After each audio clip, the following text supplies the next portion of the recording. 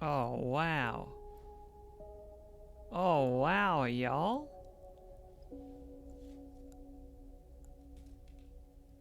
I definitely remembered that I took the cover off of my camera before changing the scene. Hi, everybody.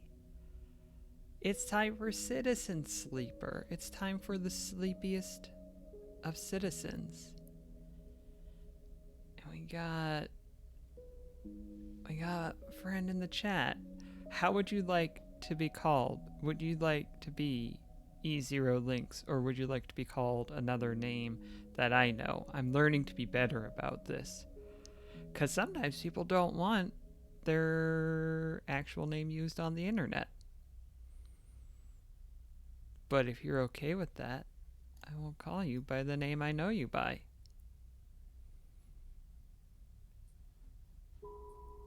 But E0 Links, also a good name.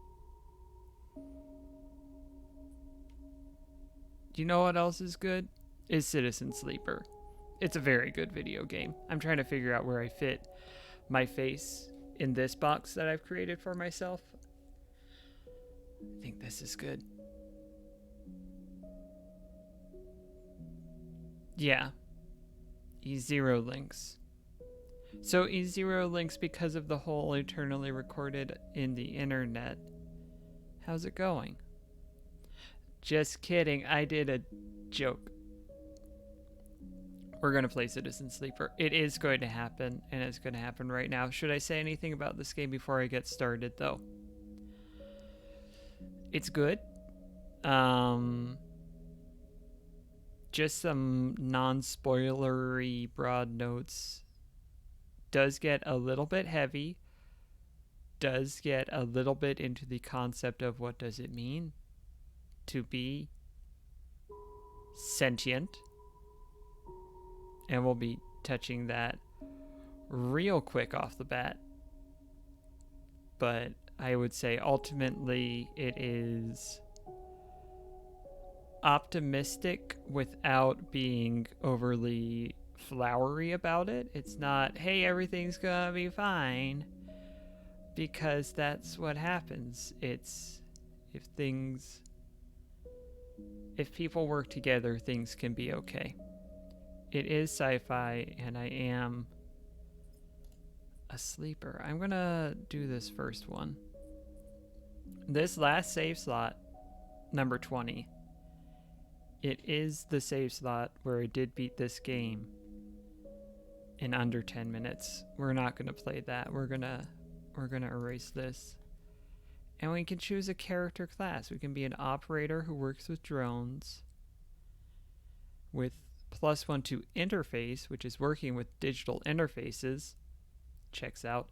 But -1 to endure, which is using strength or strength of will. We can be extractor.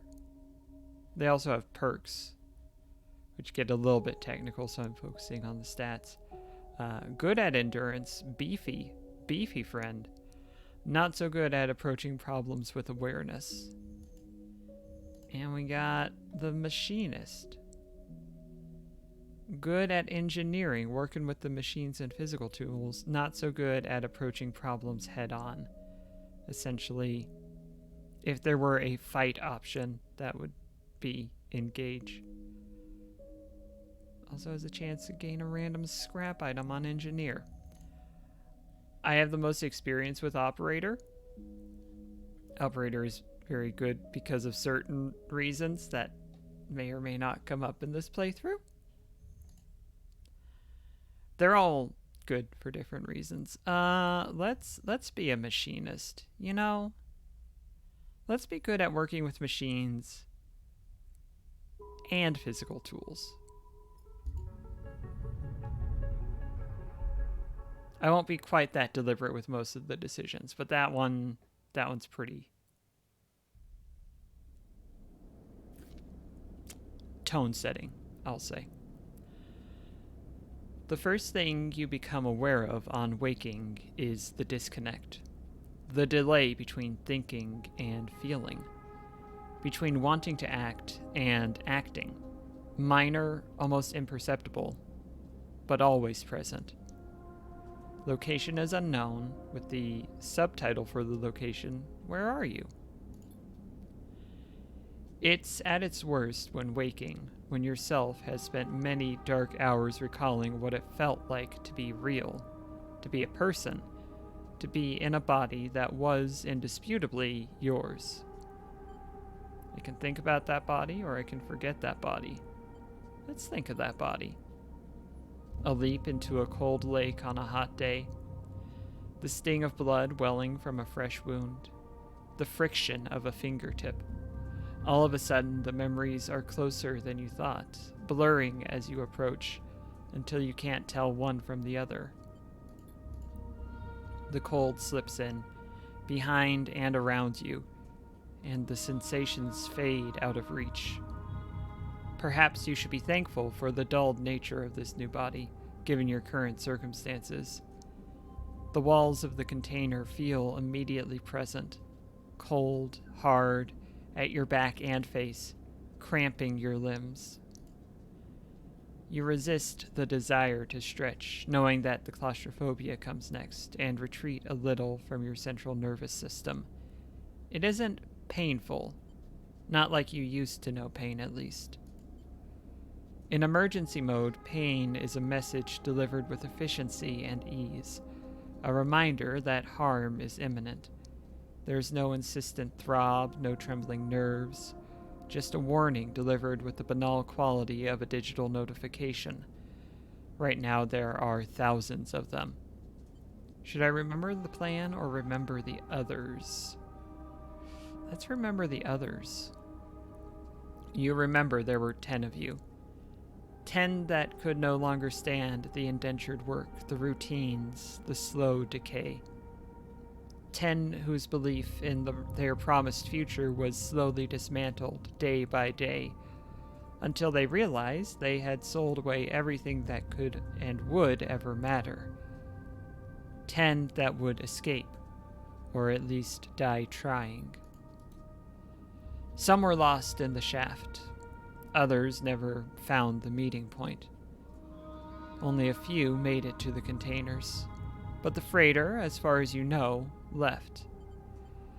That felt like enough to know that you might no longer be on that grim and heartless rock, even if, in the airless hold of a freighter, you might freeze solid long before you reached any destination. And I do have a hydrate from Aubrey. Thank you, Aubrey. I'm gonna have to be doing a lot of hydrating with this one. There's a lot of reading in this Vidimo game. Oh, I gotta keep the chords in shape.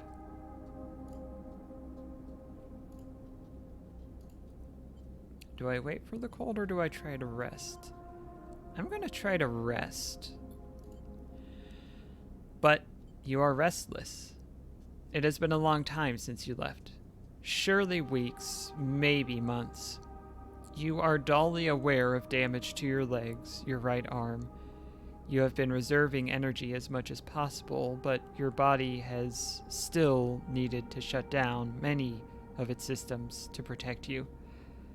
You have spent much of that time asleep, knowing that anything else would be impossible to endure. You feel the weight of that impossibility begin to gather. It is time to sleep again, to nudge this false body into inducing delta waves in your emulated mind, and once again recoil into a dream of when you were once a person. Rest. Time passes, the cold creeps further in. You feel something. Warmth. Not true warmth, but the indication of its presence. Your joints release from their rigor. Sound, too, everywhere, screeching and shimmering so loud that your body ducks your hearing to protect its sensors. Then light. White as the cold, softer and softer until in a haze of dirty yellow, a figure appears. Rest is good. You are out. Dragos, pragmatic salvager. A pragmatic and private salvager. Here's our friend Dragos. It has been a few hours since Dragos pulled you from the container. You sit huddled in a corner of his scrapyard, swaddled in the reflective folds of a mylar blanket. You're slowly coming back to consciousness, back to life, and you stare at the ornately curving element of an improvised heater. You are surrounded by angular, incoherent lumps of ships, some corroded beyond recognition, others still carrying glassy wounds along their edges where a plasma arc sliced them apart. As you trace their shapes with fogged eyes, you hear a voice. "So, sleeper, you all thawed yet?" "Almost."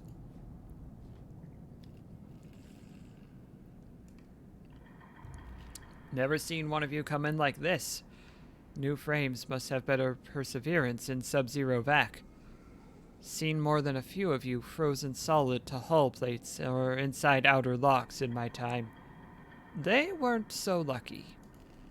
Dragos comes into focus, shrouded in makeshift tech, his headset with its glinting eyes the mark of a drone operator.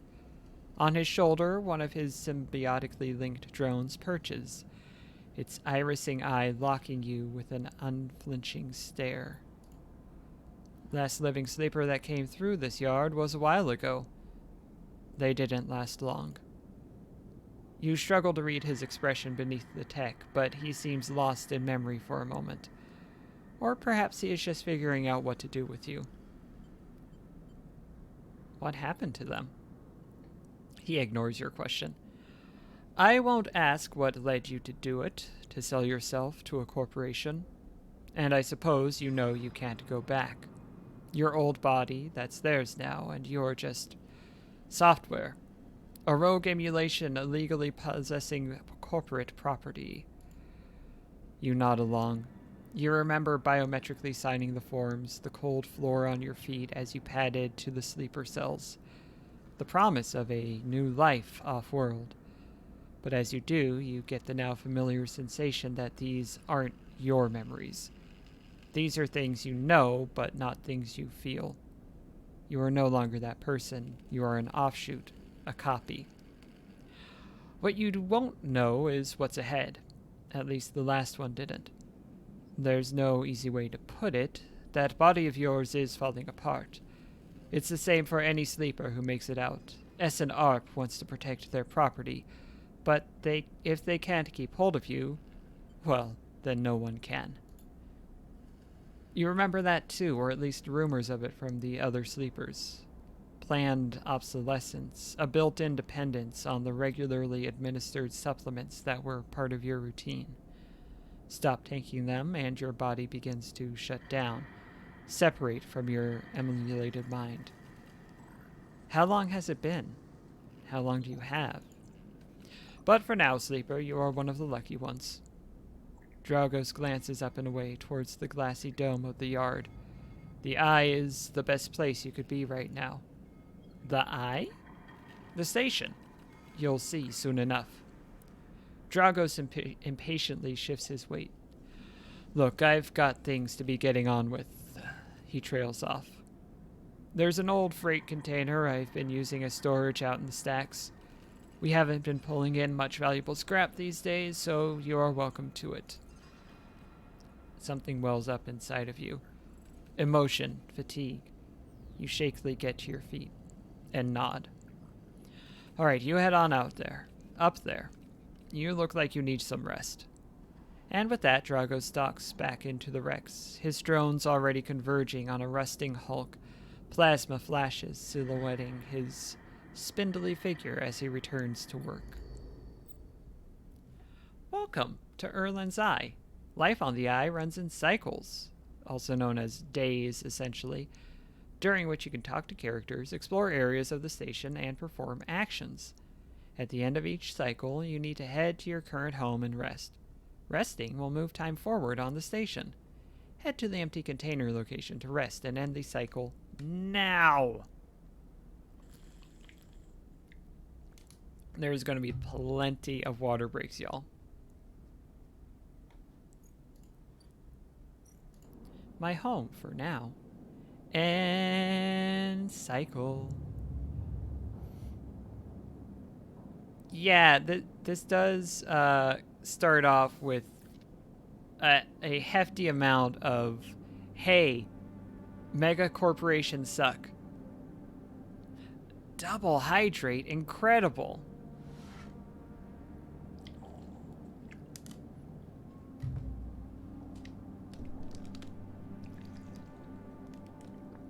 Oh, glad I got that in.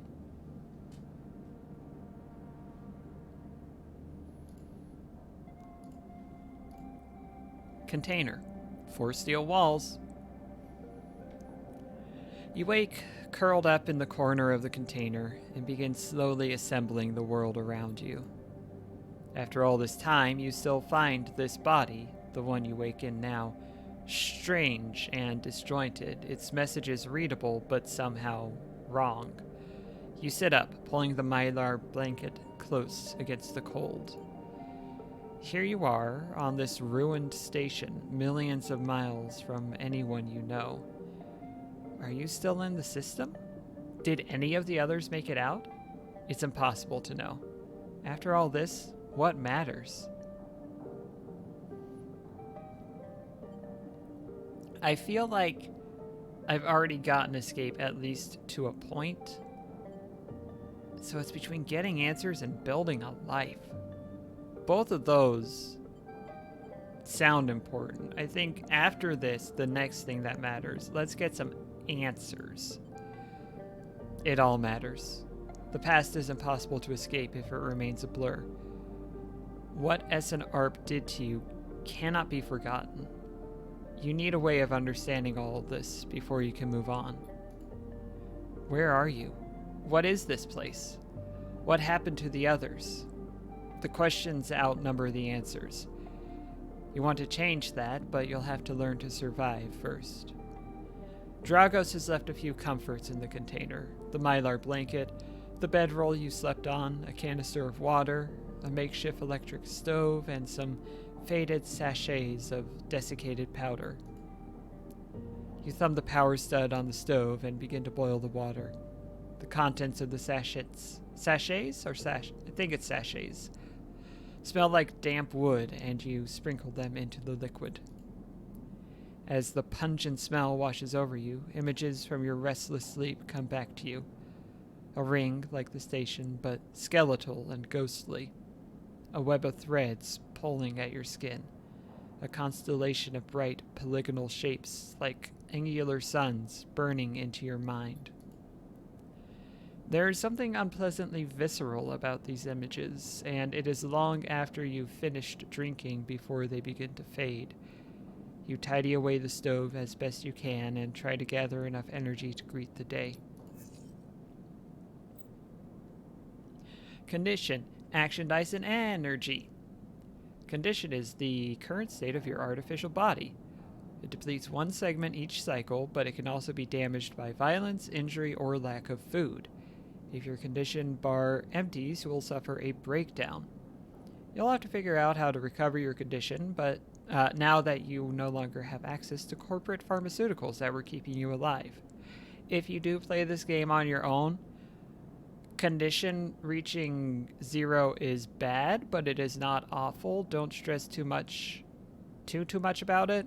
You don't want it to happen, but it is not a game over state. Action dice. At the start of each cycle, you roll your action dice, seen here. These dice can be used to perform actions on the station. The number of dice rolled is based on your current condition. The worse your condition, the fewer dice you have. Once you have used your dice, you cannot take further actions and must rest to recover them, ending the current cycle. Energy. You also need to eat to survive. This is represented by your energy bar, currently at 2 of 5. Have to find somewhere to get food. If it becomes empty, you will be starving. When starving, energy loss becomes condition loss, and your condition will also deplete at a double rate per cycle. Illegal pharmaceuticals? That sounds like that's something that would be illegal. Dragos has stood in the corner when you close up the container. He is still wearing his headset, and in the harsh light of the corridor, you realize it is implanted. A drone sits on his shoulder, its cache of sensor eyes rapidly irising. How are you feeling? Conditions above average. I'm a little hungry. That's enough for me to say okay. The drone chirps.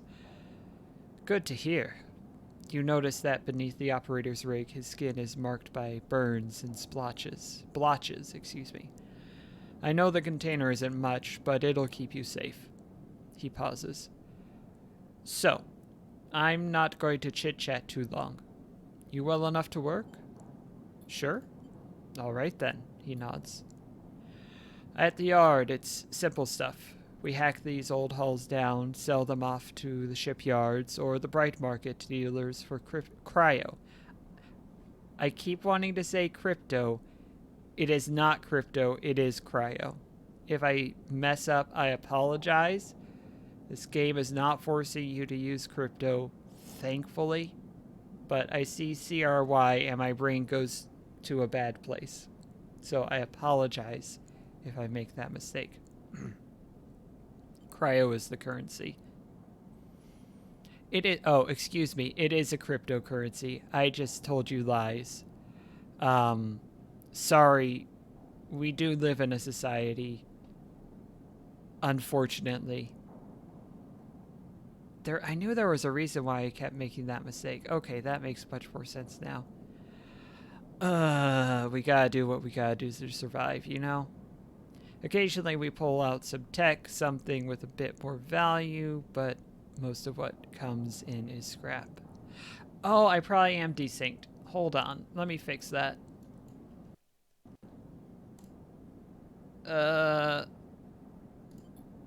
We'll see if...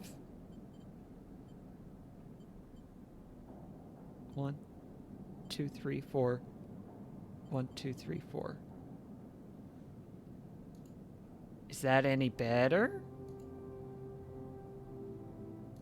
The mic and the webcam should be okay. The game audio definitely was out of sync by like half a second because I was on Star Ocean settings and I forgot to change them.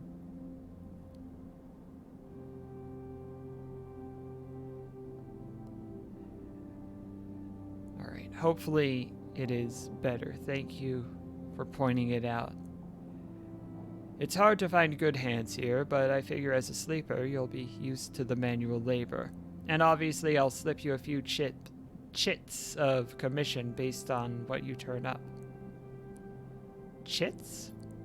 These. He pulls out a handful of small metal bars.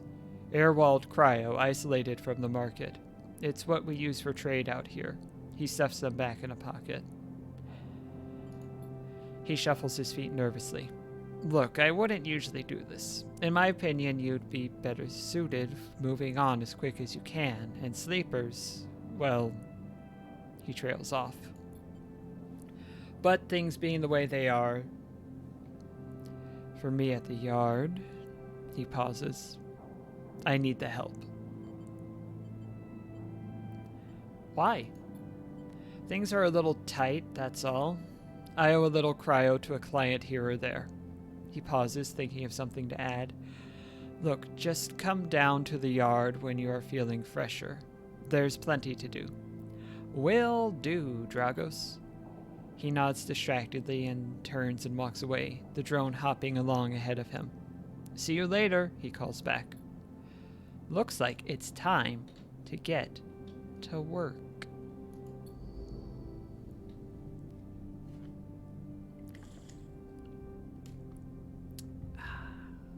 Ah, at the same time the hydrate came in.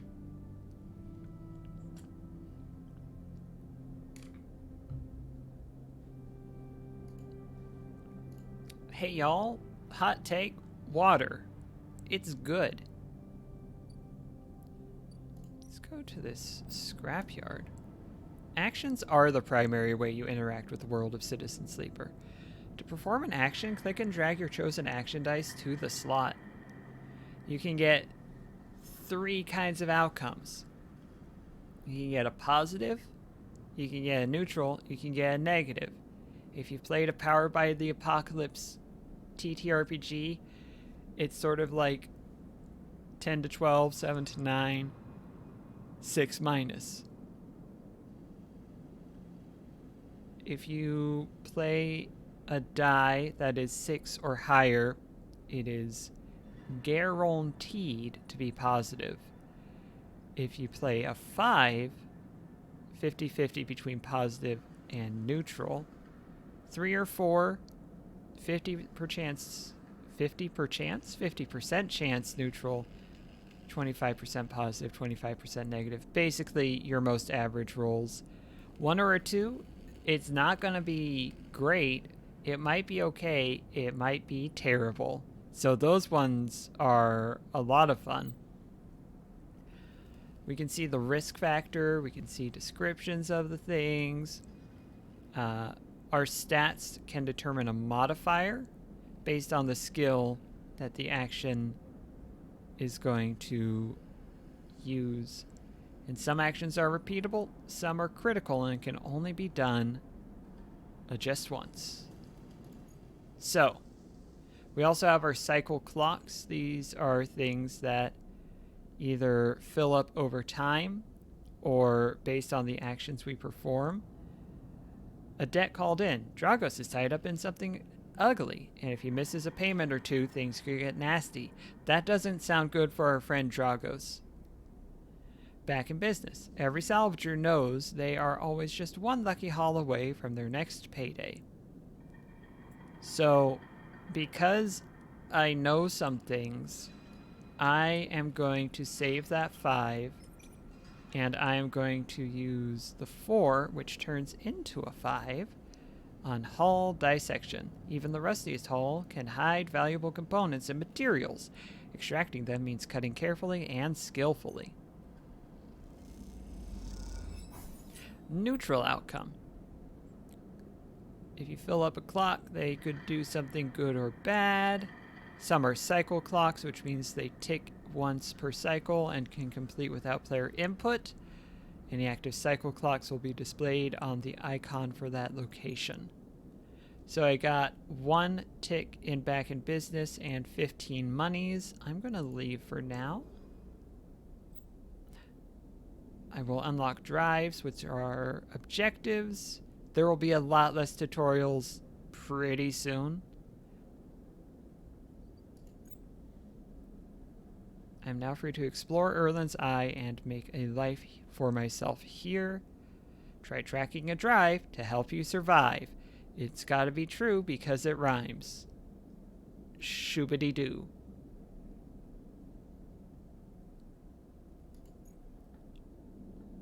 And we're going to come up here to Bright Market, a bustling open market. Raven's here. Hello, Raven. Welcome. Ooh, dear.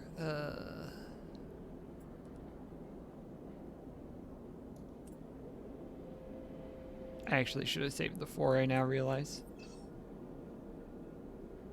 That's okay. We're going to ask for directions, which is an engage skill. We're not good at that. We're pretty shy, but we're going to try it. Neutral. Okay. We lost a little money from the dangerous event, but we got 2 ticks on local knowledge, which is very good. We're going to try exploring the market by intuition. Positive. We got all of our ticks. And we found Sabine. Next comes the call from the enforcer at the door. You shuffle down the flickering hallway towards the open apartment door. You keep your head down and your shoulders high in the queue, trying not to bring attention to yourself. You were thankful for the tip-off that a doctor was operating out of this place, but now that you are here, you aren't so sure. The gang enforcer on the door, the flickering light strips, the decaying hab block, they have all made the long queue a test of your nerve. But your options are few, and without a supply of stabilizer, your body will ... You suppress a shiver and shuffle forward to the front of the queue. You try to find something to distract yourself. Let's look at the Enforcer. The Enforcer is looking down the corridor, and you dare to glance at him. His purpose is unmistakable. He is there to intimidate, to threaten, and if necessary, carry out those threats. His broad shoulders are framed with a metal exoskeleton. A couple of mirror-like implants sit below his eyes like mercury teardrops. Subsidiary sense input or aesthetic markers, you aren't sure. You also aren't familiar with the geometric blade-like tattoo on his arm, but you make a note of it. You avert your eyes when he looks back at the queue. After a few moments, a figure pushes through the doorway, and you catch a distant voice. "Send in the next one, Toshiro." The Enforcer jerks his head, and you slip inside, passing through the dark entryway and pushing through the plastic sheeting on the far door.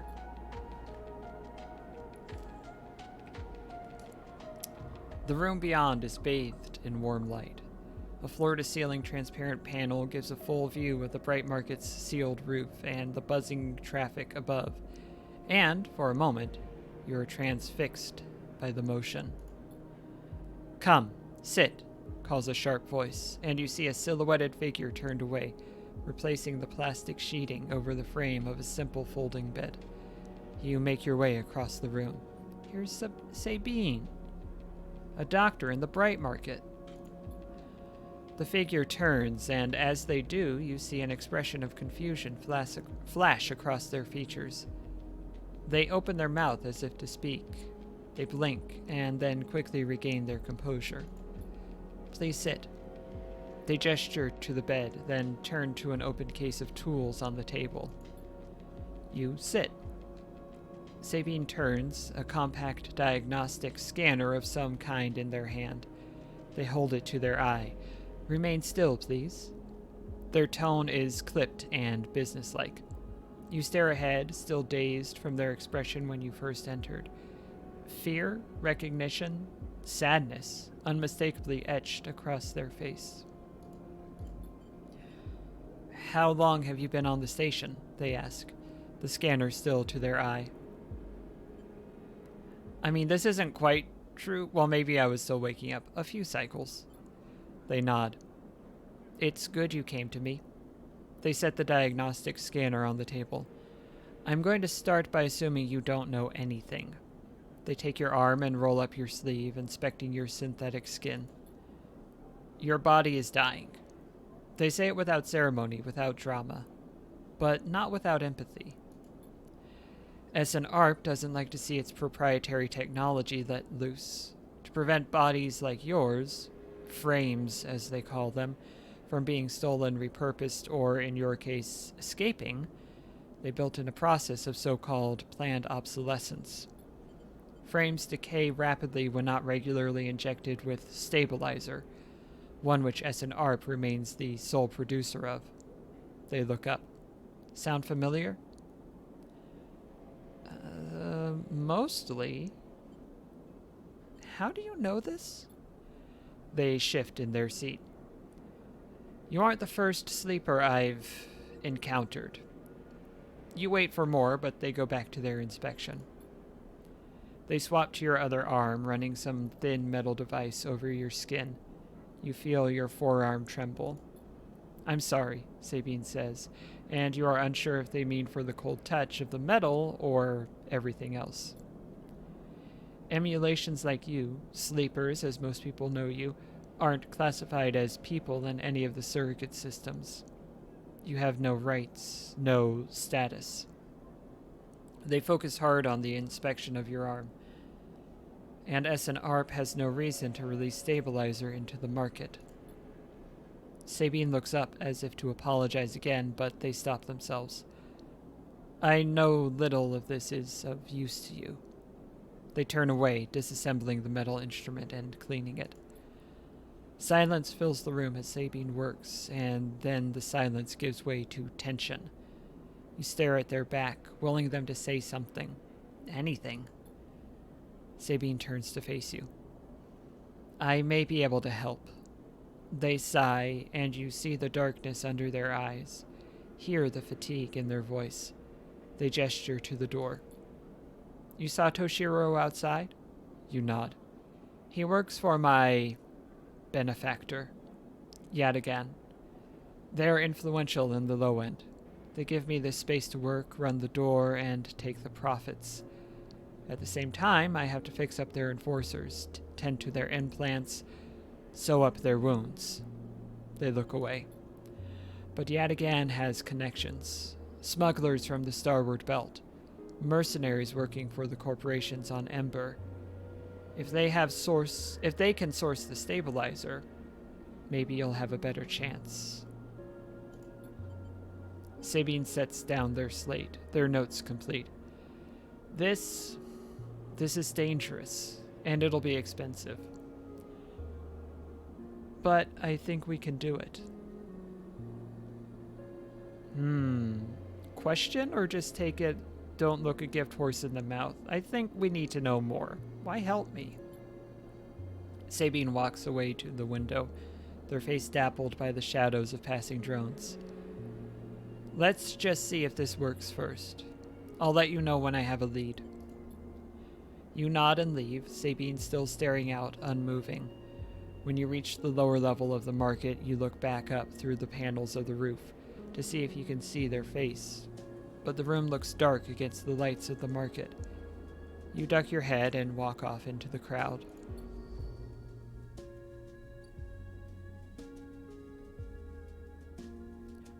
Going to do one thing before I check that spot. Shipyard. Assist the shipbuilder.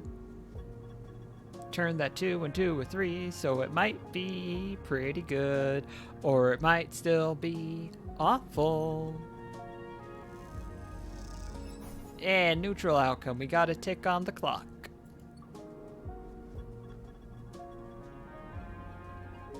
Let's poke our heads into some other places. So we've seen Dragos' yard. We're gonna want to work some more there before that clock fills up. That's our home. That's the shipyard. Nothing here. Not right now, at least. Some docks, which don't seem to have... there's a ship right there, but we can't seem to interact with it. Some merchants will be there eventually. Tick-tock on the clock. Stealing the dock plans, we're not very good at it. Exploring the rotunda, we might come back and do that someday, but for the moment we're out of action dice, so we're just poking our heads around. The Ort Exchange. We could try and play the exchange or sell some components, but we don't have any components right now.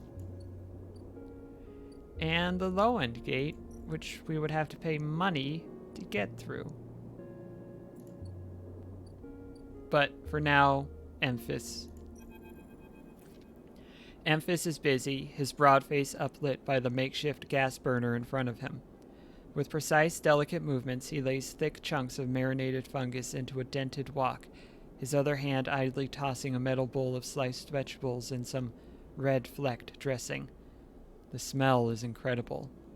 An imposing street food vendor is Emphis's description.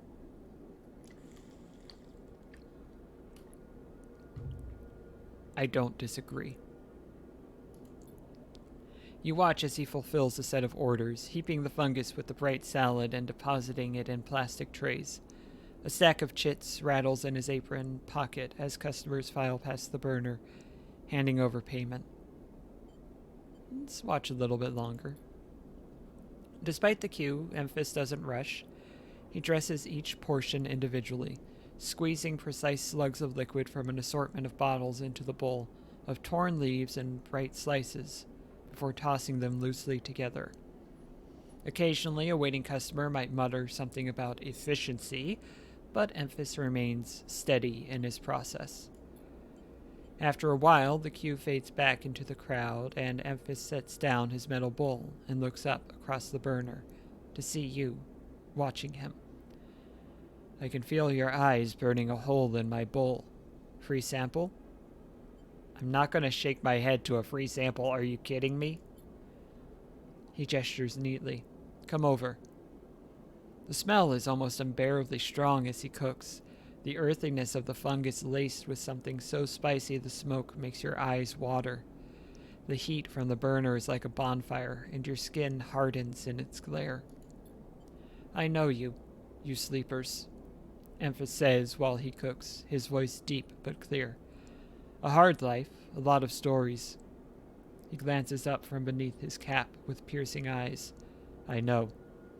Let's tell him a story. You begin to tell him about your journey to the eye, and he nods as he cooks, his eyes never leaving his work. You tell him of the confusion, the pain, but also the sense of possibility, and its sudden arrival. You tell him of the cold and dark of the container, and the endless cycles spent within it. Now it seems, you tell him, like some dream that you once had, but can never forget. You tell him that the eye excites you and scares you, and you are unsure where to walk, where to look, what to do. Eventually you tail off, running out of words. He places a plastic tray of steaming fungus in your hand. Next time we can talk some more, he smiles. But next time, you pay. He slams a heavy hand against a button on the burner side, and it shuts off. The roar of the flame and its impressive heat fades. Next time then, sleeper. He waves you away and begins to oil the walk. Before you turn back to the alley, you notice the geometric patterns of circular scars under his forearms, each surrounded with a constellation of glinting pin marks. You walk away, and as you do, you take a bite of the rich, spicy, delicately sweet fungus. Your taste sensors light up like a fusion reactor. You'll be back. We now have a drive to get to know Emphas.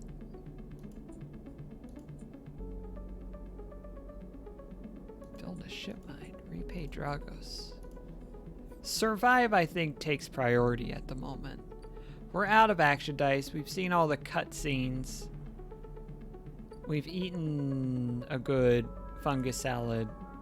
We're going to end this cycle.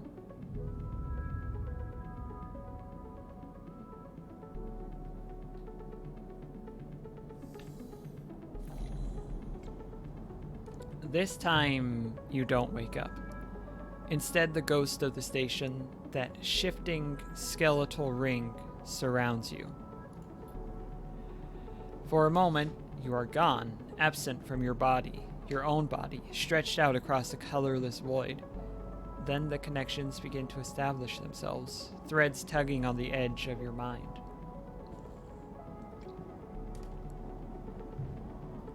Continue. These threads become vectors of exchange and then extensions, as you feel your thoughts slipping away down them, dissolving into the millions of distributed nodes they connect to. You see the station. No, you feel the station, like a web of texture in a smooth black liquid. I'm gonna touch it. You find a point in the station and you connect to it, pulse through it, follow loops and paths under and around it. You touch more points than you have fingers, and then you try, in a moment of impulsiveness, to connect them. The flow passes through you so rapidly that you feel yourself being carried with it, splitting and separating, eddying and gathering. As you do, things occur to you, things that you can't possibly know. You reach out, try to grasp them, try to touch them too. You notice a tugging feeling, pulling at you insistently, as if it were a small child. Somehow it is pulling in two directions at once. You look down. All of a sudden, everything shuts off. You come back trembling into this unfamiliar body, both yours and not yours, all at once. You find yourself standing in the container, eyes now open to the dark steel walls. You feel a change within you, a shift. You close your eyes for a second and you feel it waiting there, the station splayed out across your mind, a storm of connective nodes waiting to be explored, and then it is gone.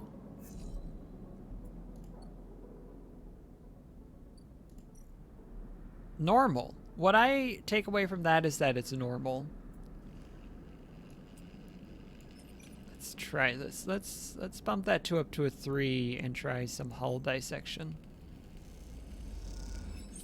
Okay, positive off of a 3. That's very good. We got 2 ticks on back in business, which we like, and we got a bit more cash. You will notice, perhaps, that we only have 3 dice because our condition isn't up to the 4th die anymore. That's not great. That's why we really want some stabilizer. What do I want to do? What do I really, really want to do? I want to explore the rotunda. I'm going to do the critical action here because I've got the 6. It's never going to be better than that. So let's see what we get. Neutral outcome, which filled up both Dock Watcher, which means we know what's around here, and we got security's attention. Oopsie doopsie. As you slip through the crowd towards the passages out of the rotunda, a voice calls after you.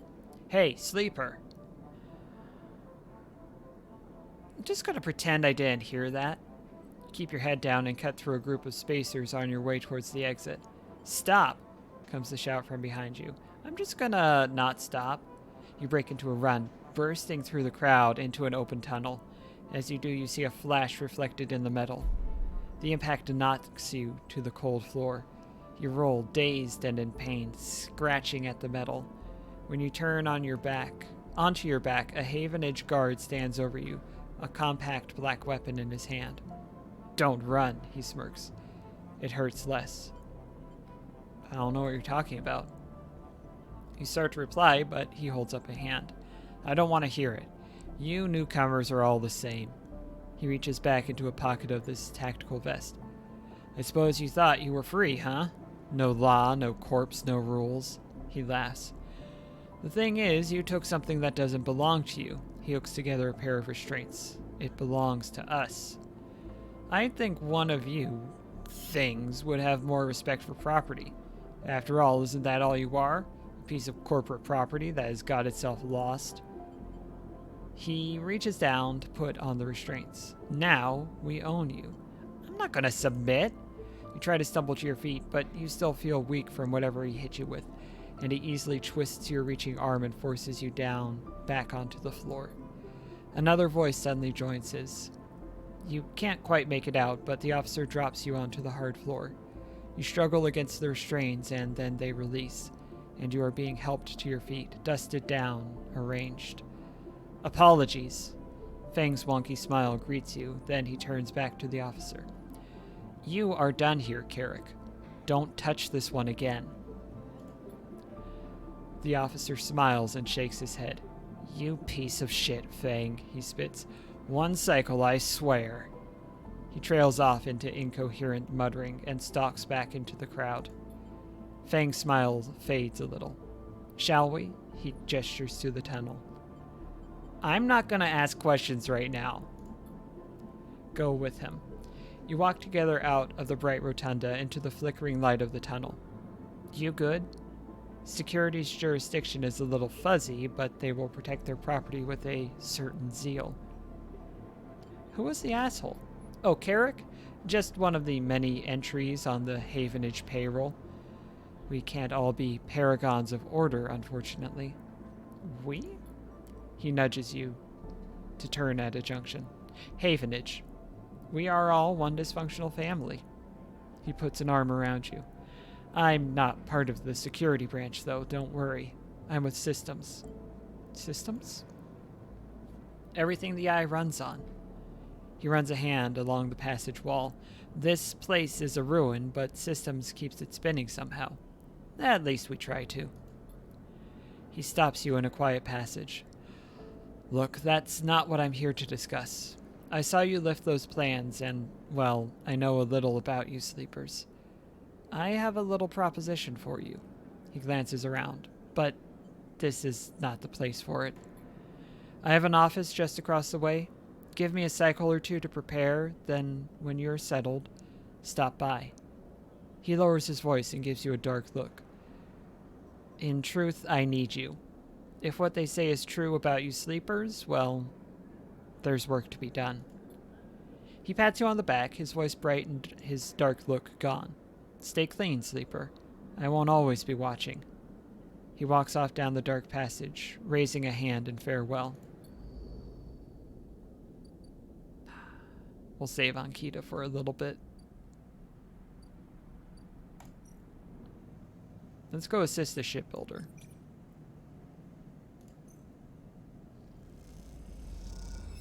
Neutral. We got another tick.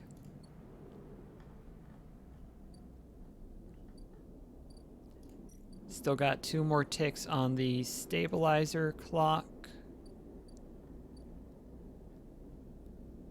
We could eat, but our hunger is pretty good. The Overlook bar. Could get a drink to become on our way to being a regular.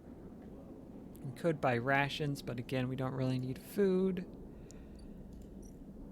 And we got a dock. These old maglocks look like they each need an encrypted key to open. Why the heavy security for a decaying dock? That doesn't seem suspicious at all. Hey, you. Wanna earn a chit? Ankita stands beside a huge pile of tied-together hull plates. She stretches out her back, her shoulders bulging beneath her flight suit. Sure, or make it 2? Ooh. Yeah, let's start with some negotiation. Make it 2. Ankita laughs. This goddamn station, she sighs and pinches the bridge of her nose. All right, come here then. You cross the docking concourse as she begins to split the plating into 2 bundles. What is it with this place? She asks, as she angrily lashes the massive plates together. Everyone wants their cut. She straightens up to an imposing height, her armor plates creaking, and looks you up and down. Or is it just that you all think I'm an easy mark? We all need to survive. Ankita softens. I get that. I do. She shakes her head. But if I could just go 1 cycle without some jumped-up grifter trying to take me for an idiot, then that would be nice. Ankita hoists 1 bundle of plating onto her shoulder.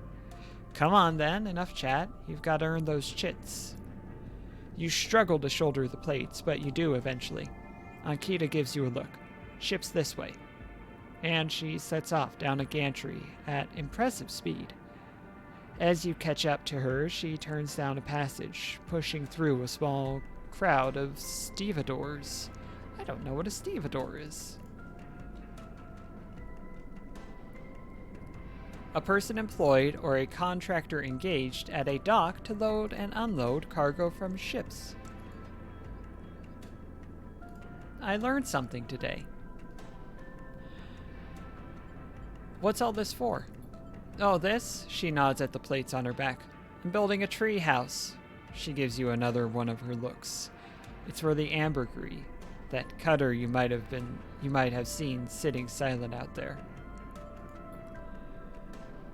She rapidly turns another corner as you trail behind.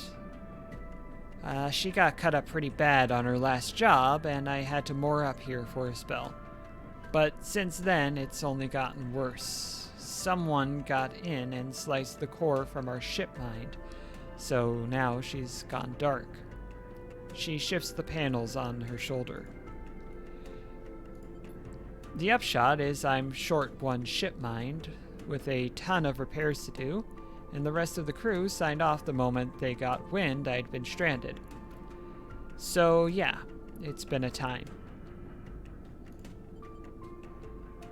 Anything I can do to help?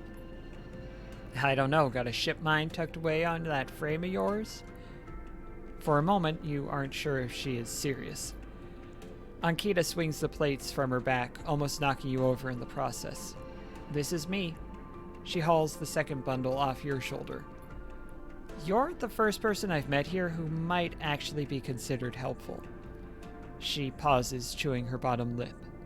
Look, you want to help? Come see me.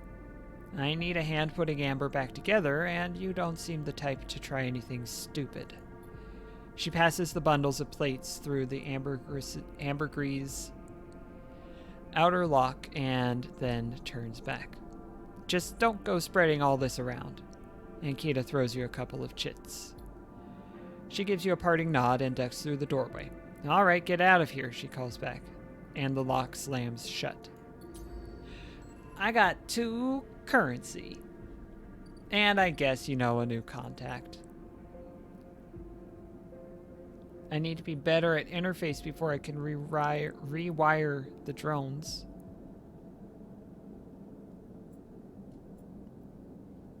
But if I had an action die, I could do some hull repairs. For now, let's sleep.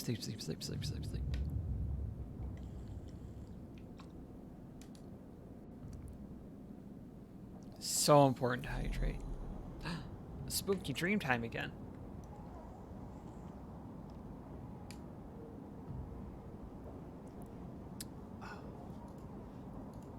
Again, the skeletal ring of the station fills your mind.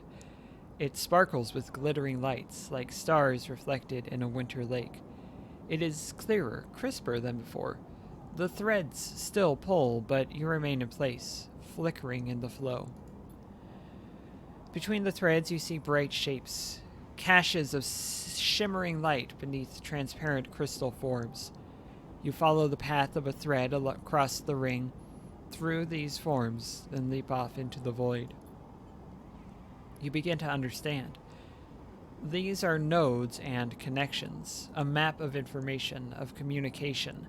There are so many layers, so many loops that it seems impossible, almost impossible to parse. But you begin to try.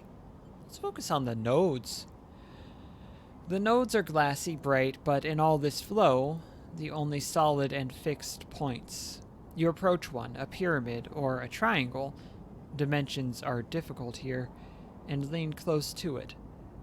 Inside, shifting layers conceal a tangle of threads, a meeting point of exchange. But before you can glimpse any further, the glass clouds and hardens, cutting you off. The threads and nodes, passages and puzzle boxes, one leads to the other. There is so much here, so many answers, so many questions. All you need to do is follow the paths and open the boxes. You look out across this ghost landscape of exchange and see an opportunity. But then that insistent tugging again, pulling at you. You look down and see 2 lines, 2 threads pulling in different directions, as if they were tied around you. The second will be the first. The second thread leads in, pulling deep into the station. Your gaze follows it, and this time you see something. A sphere, shimmering above a strange angular body. A pulse shoots out from it, passing over you like a torch beam, testing you, tasting you. The first thread leads out, away from the station, into the inky black.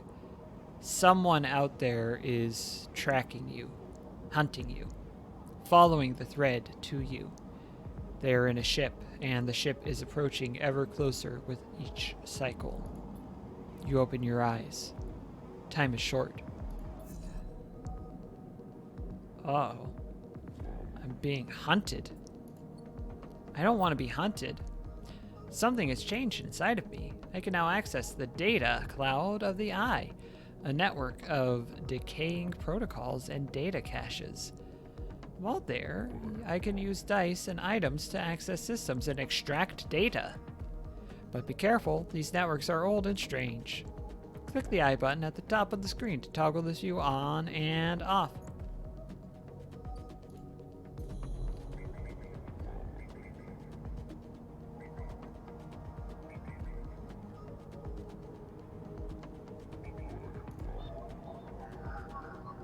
I need a key to get through that. A cipher.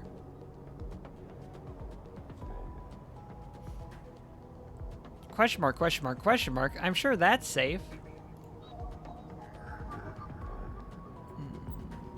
Data actions allow you to extract data from the networks of the eye.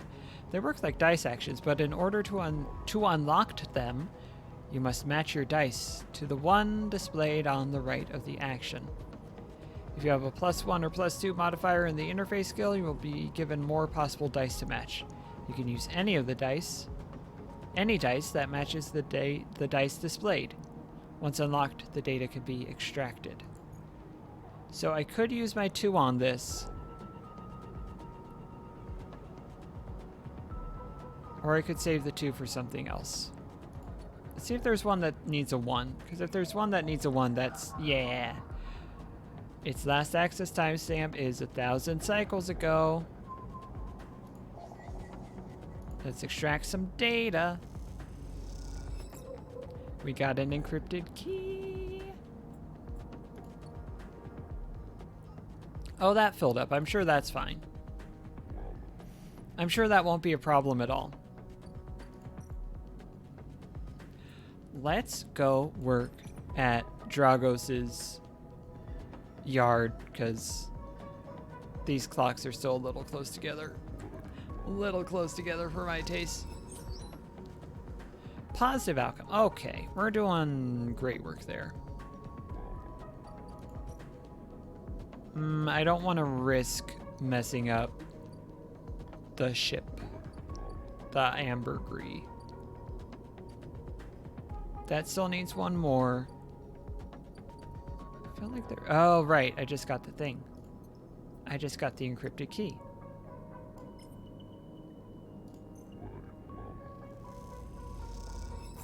So I've used 1, and I have halfway unsealed that.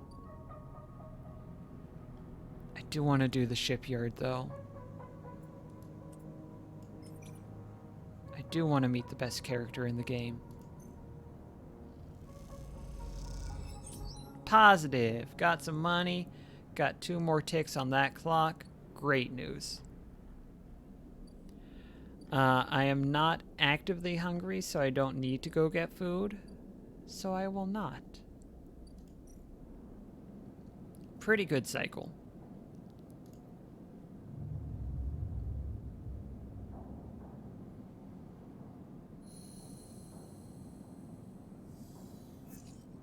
We got a 5, we got a 3, we got a 1. Hydrate. Ugh. Love to hydrate. Love to drink water.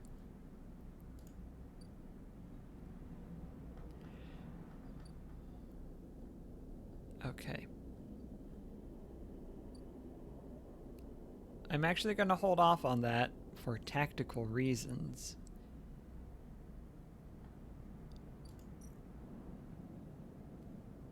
Let's see.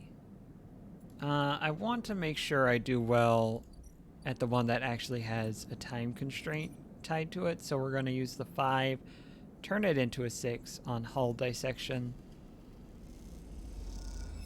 Guaranteed positive, 2 ticks on back in business, plus 15 cryo. Let's see if there's anything that needs a 1 or a 3. That needs a 2. I think that might be the same one that needed a 2. Agent needs a 2.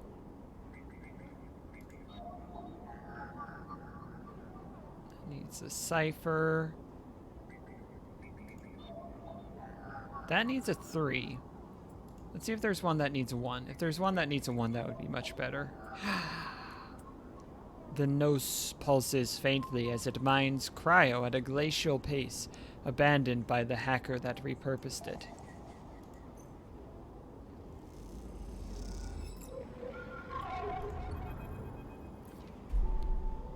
Uh-oh. As you drift back from the node, something latches onto you. A thread strung tight around you. It tethers you in place. A taste. The voice makes you shiver, its source somehow both distant and close behind your ear. You see a distant glint of light shut off, and then suddenly a shape is at your side. It stalks around you, circling like a shark, like a wolf. Entity unknown. Astringent. Processing. Stay still. Please hold. The thread around you thickens until it is a ring, a cylinder, a tunnel of light circled around you. It is blinding for a moment, and then it is gone. As it fades, you see a figure, a creature in front of you. Its strange head flickers between different angles, reading you. What are you? The shape paces around you on lithe legs, though there is no ground here to pace on. Entity, identify. Origin, serial, cadence. The figure faces you expectantly. Sleeper, Essenarp. Unknown. Known. The figure's strange head rotates. Brackish signature. Of and not of. Attempting interface. As the figure speaks, more threads begin to spiral from its head. Thick, snaking, vine-like ribbons that flex and wave. They approach with intent. Stop! The figure halts its threads, its head twitching. Entity, your identity is unknown. We only seek to correct illegalities. Can you confirm your legal right to sentience? This isn't really answering the question, but I'm a person. Incorrect. You are an entity. All at once, Hunter's head is directly in front of yours, blocking your vision. You stink of their taste. The one from the sealed dock. Hunter shimmers with fury.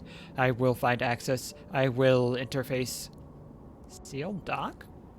An entity hides in the rotunda. You are its puppet. Hunter extends a razor-edged thread. I will not be diverted from my task. It glows with murderous intent. Strike! You lash out with all your force. Not a physical strike, but a focusing. A spike of interference leaping out like a tip of a spear. Hunter stumbles, shifts, separates. Wake up. You open your eyes, blinking back into the station light, shaking with fear. Well? Hacking is dangerous, kids. So I'm just going to go ahead and use the thing I just got. I'm sure there won't be any consequences.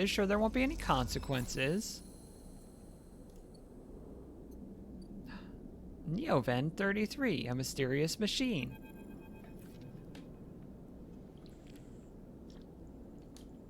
As you slip inside the sealed dock, a pulsing light grabs your attention. Among the discarded tubing and rusted plates, a machine flickers with a warm glow. Let's look around first. You don't know when this place was sealed, but from the state of the outer doors high above, it must have been decades ago. In this dark, cavernous space, debris sits in every corner, along with the traces of rough sleepers, although none of it seems recent. Looking past this layer of decay, you see the now faded messages, symbols and logos of the Eye's original corporate owners, still glinting in the shadows. And yeah, actions never have consequences. Everything I do is always going to turn out great, and everyone is going to love it. So that's good to know. Among all this, the warm glow of the machine seems to be the only sign of life. As you get closer, you recognize the machine's blocky shape, settled into an alcove in the side of the dock. A kind of upright cabinet, it is covered in faded logos and messages. It is I just read that. From which you assume it was once an industrial vendor, intended to dispense and manufacture ship fittings and other mechanical parts necessary for the regular running of freight and resource extraction vessels. The manufacturer is listed as Neovend, and you remember an advert from long ago, squeezed among all the off-world recruitment drives that assaulted every planet-born citizen, which chirpily sang that name over and over. You wipe a layer of dust from the cracked screen, thinking of those contractors squeezed by their own corporate employers to pay for every bit of minor maintenance on their rented ships. Enter your registration, chirps a pre-recorded message, catching you off guard. Let's press some buttons. You reach for the keypad and something begins whirring. At first it sounds like servo motors starting up, but it quickly becomes a whisper, a whining, then a multi-tonal voice that emanates from Neovend. Entity, they hiss. Speak with me. Stay silent. There is a squeal, almost like some strange mechanical swallowing or intake of breath, before the machine speaks again. I have need of you. You have need of me. That squeal comes again, and you see it is the 3D printing apparatus in the upper part of the machine, resetting into place, so that each time the servos can be orchestrated to produce that whirring, whining voice. You are in danger. Are you the vending machine? A squeal. Chose this vessel for its seclusion. Please listen. The machine creaks. You are marked for deletion, entity. Hunter tracks you. The screech rattles through the empty dock. You remember the strange head, the figure, the threads closing in. Hunter. The Hunter Protocol. They taste your signature. The sudden whine sets your teeth on edge. You have seen them. This is the gift of an emulated mind. You close your eyes and the skeleton of the station starts to thrum. Emulated minds are adaptable. Move where neurons cannot. The mechanism resets. But emulation makes you target. How? Hunter searches for illegal entities, Neoven screeches. You are sentient, therefore illegal. The servos judder the vending machine's casing as they reset. Hunter searches for me also. Hide in this machine. You look at the ruined vending machine, an unusual hiding place for sure. Can counter Hunter, but need entity outside machine. The light flickers. Need you. A screen attached to the vending machine with a swiveling arm comes to life. It displays a flickering map of the station, ghostly, threaded. The cloud. Points along the rim glow in deep red.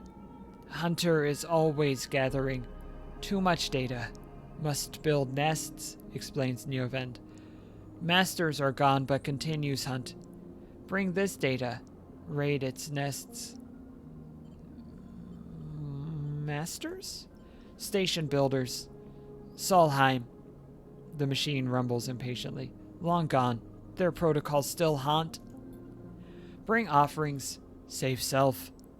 Neoven says pointedly. Mutual need means friends, they conclude, tired of the conversation. The whirring amplifies and then suddenly stops, as mechanisms within the machine click back into place. The glow fades, and you are left stood in the dark of the sealed dock, that whirring voice ringing in your ears.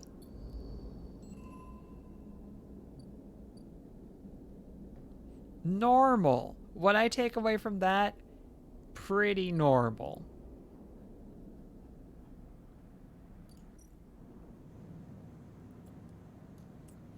Mutual need means friends. There's nothing that could go wrong there. And that is the only thing that friendship is built upon.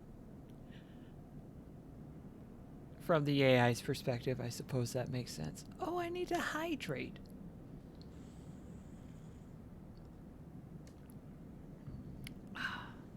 Thank you. Let's assist the shipbuilder. Let's assist the shipbuilder. A neutral. I don't know if I've gotten a negative yet, and that is very good luck, I will admit. I've also been playing my dice pretty well, but there's probably one coming. I may have gotten one earlier, but it wasn't an awful one.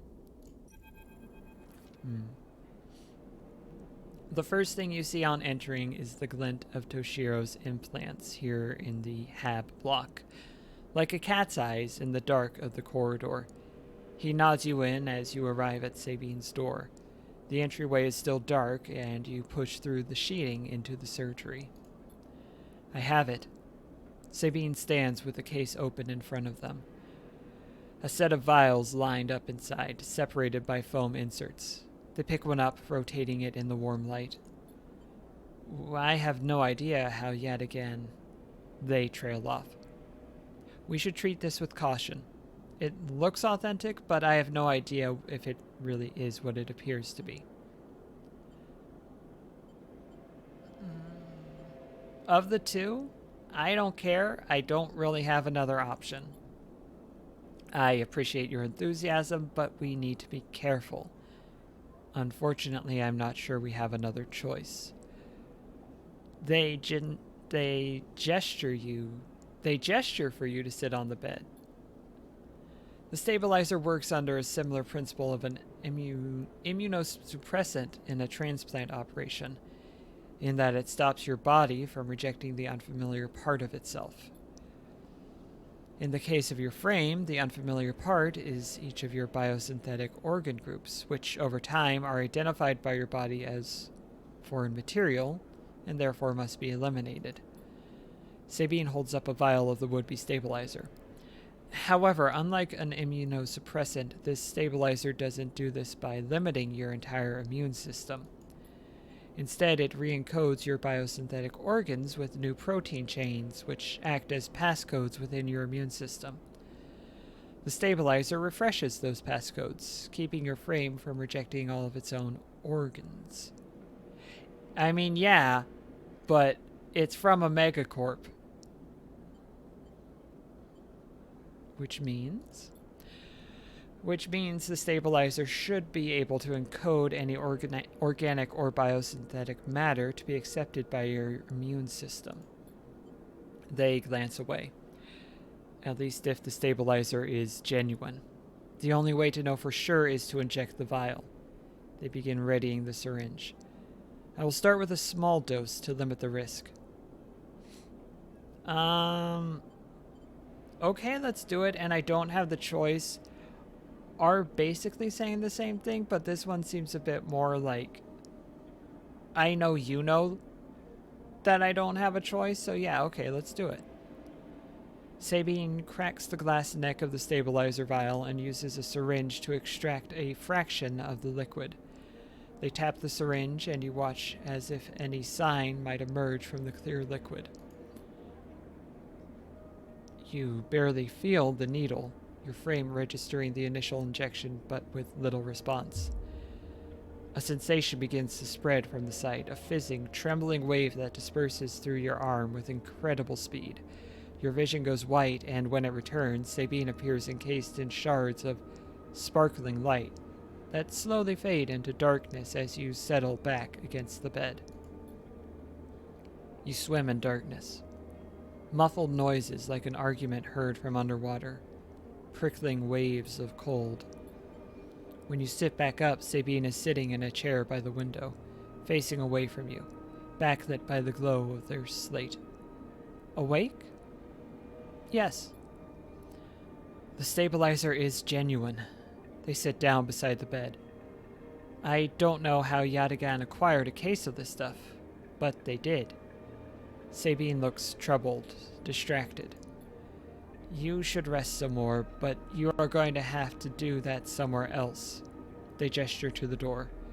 I have other patients. Sorry. Sabine nods towards the case. I'm afraid I can't offer you any more doses. You're going to need to pay for your next dose. Silence fills the room, and they return to their glowing slate. Looking around the room, it seems different somehow, as if things have moved or shifted. You wonder how long you've been out. Sabine? Nothing comes free, sleeper. Remember that. You manage to get to your feet and wander out into the hallway. The queue stretches down the flickering corridor. Toshiro stands impatiently by the door and fixes you with a glare as you leave. You lower your eyes as you stumble past, somehow faintly aware of the station spinning beneath you. Hey, my condition's full. I'm stable. But now I gotta eat. I gotta eat some of the spiced fungus. Got my energy back, and now I'm more of a fungus fan.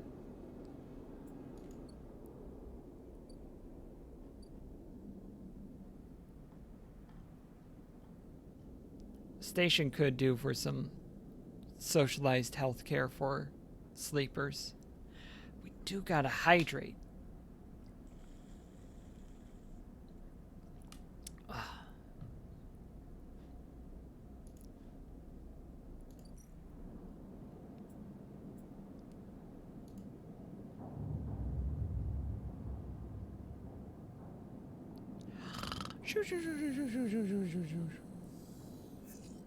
Oh my goodness, those are some good dice.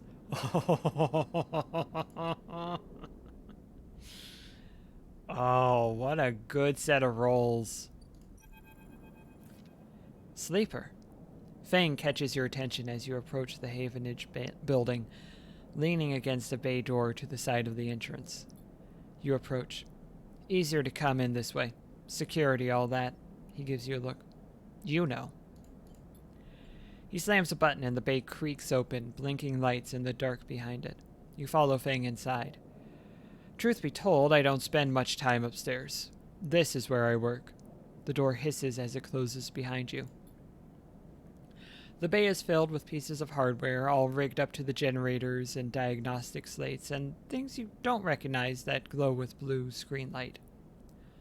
There is a chorus of hums that blends into a single wave of static, filling the dark corners of the room. Fang leans on a server stack and gestures around. You like it? I'm not going to be rude and say it's a mess. I don't know if I have the full know-how to say it's incredible. I'm just going to say, what is all this? I'm curious. He taps a nearby server stack, which bleeps in response. This is my treasure trove, all dredged up from the sea of systems we call the Eye. You wouldn't believe what this place runs on. He steps over to a towering block speckled with vents. Some of these systems are from the original station.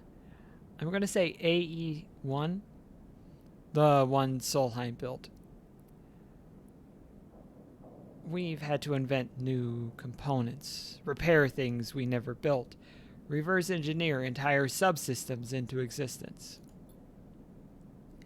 Residents here look up at the Eye and think they're seeing a constant, a concrete reality. But this place is a system in constant flux, decaying and growing, collapsing into new configurations. He walks down between the hardware stacks and you follow. We're keeping this place alive, but also remaking it into something new, dragging it away from those corporate origins.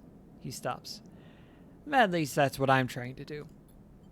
He turns back to face you among the flickering machines, humming all around you. I know you can see this too, Sleeper. All these systems in sections. You can, can't you? I can see it. It makes sense, right? You are between here and there, between the people and their systems. You light this place up like a beacon. That's what I need. You glance at the lights around you, and as you do, they seem to flicker, to realign, to follow your gaze. Fang notices it too. I'm guessing being a beacon isn't always ideal when you are on the run, though? They are tracking me. He pats you on the shoulder. Maybe I can help with that. There's a lot of old growth in this place. Subsystems I can't see, access protocols lost to time and decay. Secrets. A shitload of secrets. With your help, I can unlock this place, break off those last ghost limbs of corporate control. He lowers his voice below the hum. Even in Havenage, there is old growth. Those whose roots trace back into those old, battled days. You help me dredge up the past, and I'll see what I can do about that tracker of yours. He winks. What do you say, Sleeper? I mean, it would be nice to not be tracked. I'm in. Fang pumps his fist and claps you on the shoulder. He meets your eye. You won't regret it, Sleeper. Fang passes you a ragged-looking metal tab. A gift, He smiles. It's a Solheim cipher. I dug it up from the depths of the station. Slot that into an old network gate and you'll be able to pull out all kinds of secrets from the nodes inside. He walks you back to the front of the bay. Start by bringing me whatever you can turn up. Use that emulated mind of yours and see what's out there. Let's get a picture of how things are. Those above, he nods at the ceiling, have granted me an acquisitions budget. I can pay you for whatever useful data you bring in. I know you need it. He slams the door button again. Keep it quiet and keep it clean, sleeper. And I'll see you soon. You step, blinking, back into the passage. Those flickering lights still in the back of your mind.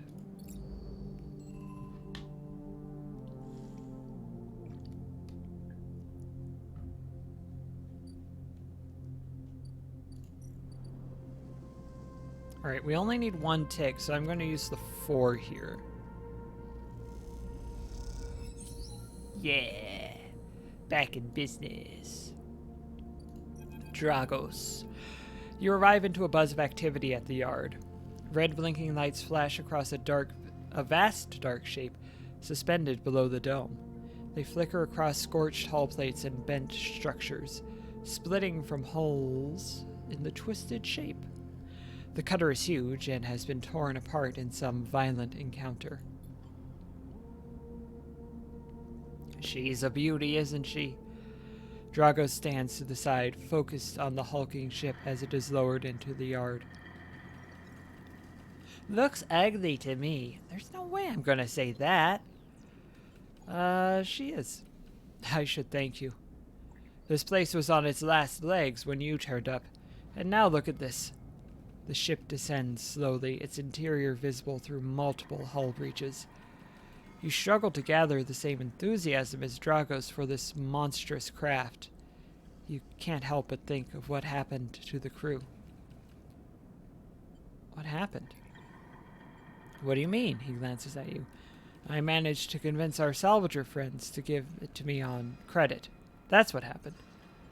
No, what happened to the ship? Not my concern, he shrugs.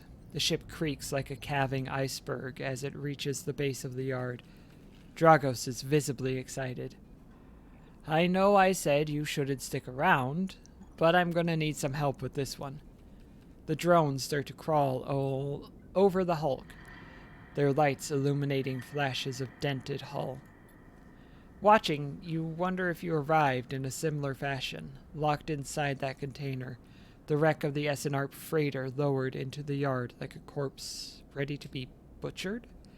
Or was the container delivered to Dragos on its own, a womb for your rebirth into this strange station? You shudder. Perhaps if you could learn something about this ship, you might be able to trace the path that led you to this yard.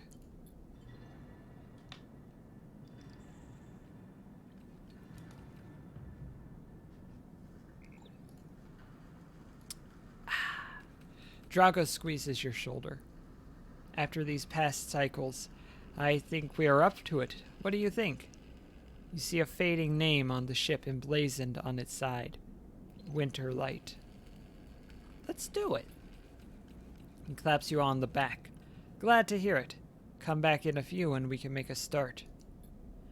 A real beauty, Dragos repeats, perhaps just to himself.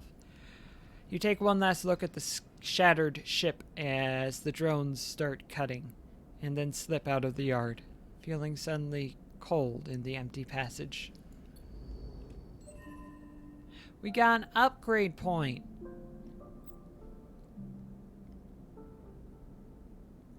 You've completed your first drive. Each drive completed unlocks an upgrade point to spend on upgrading your character. Access your character menu via the arrow button at the top right of the screen. What's the thing I needed? I needed interface. Level up. I can't do interface straight away. I could get engage up to 0. I don't... Well, that takes 2 anyway. So, It goes -1, spend a point, get to 0. Spend a point, get a special skill. Special point, get a +1. 2 upgrades, get another special skill. 3 points, get up to a +2. See, I'm not used to acquiring skills because what you may or may not know, I have speedrun this game, and in speedruns you don't do upgrades at all. It is too slow. So I'm trying to figure out which of these would be the best. You know what? Currency is useful for acquiring goods and services.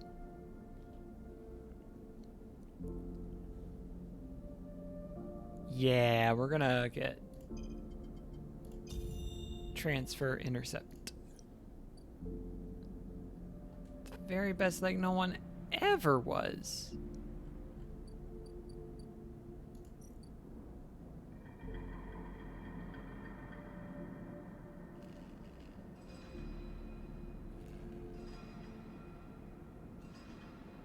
So I have 2 different clocks I could fill here. I can investigate the winter light and see if I can figure out more about it. Or I can just break it down for scrap. I'm going to leave that be for the moment. I do want to do... let's see what a 5... Well, it's going to give me a positive. Yeah, let's go ahead and do this. Let's go ahead and do this. I'm going to hold off there because I only need a neutral or a positive. So I'm just going to let that sit for a moment. What do I want to do? I want to... Yeah, let's help fix up the ambergris.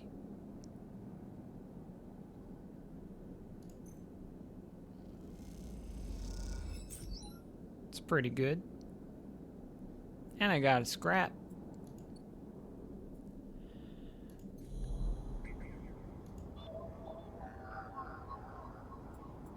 I'm not going to be spending things on that right now. I'm not going to spend a 6 on one of those. I'm just not going to do that. Is there anything... I need money for that. I need money for that. I need money for that.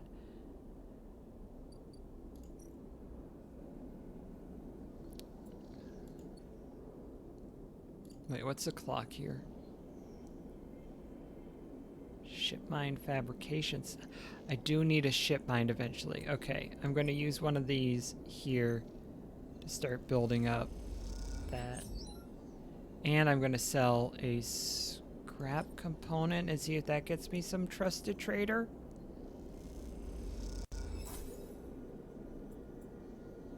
Neutral outcome when you turn in an item, that just is going to be a neutral outcome.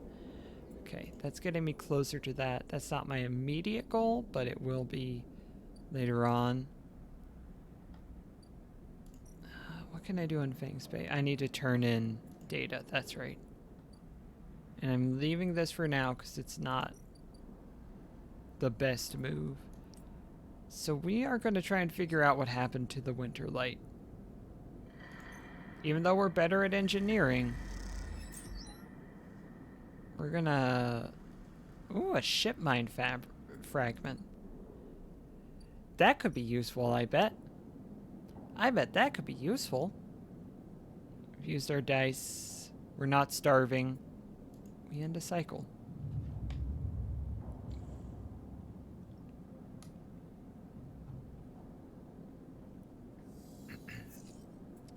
That's more like it. That's more like it, dice. 3 2s and 2 4s.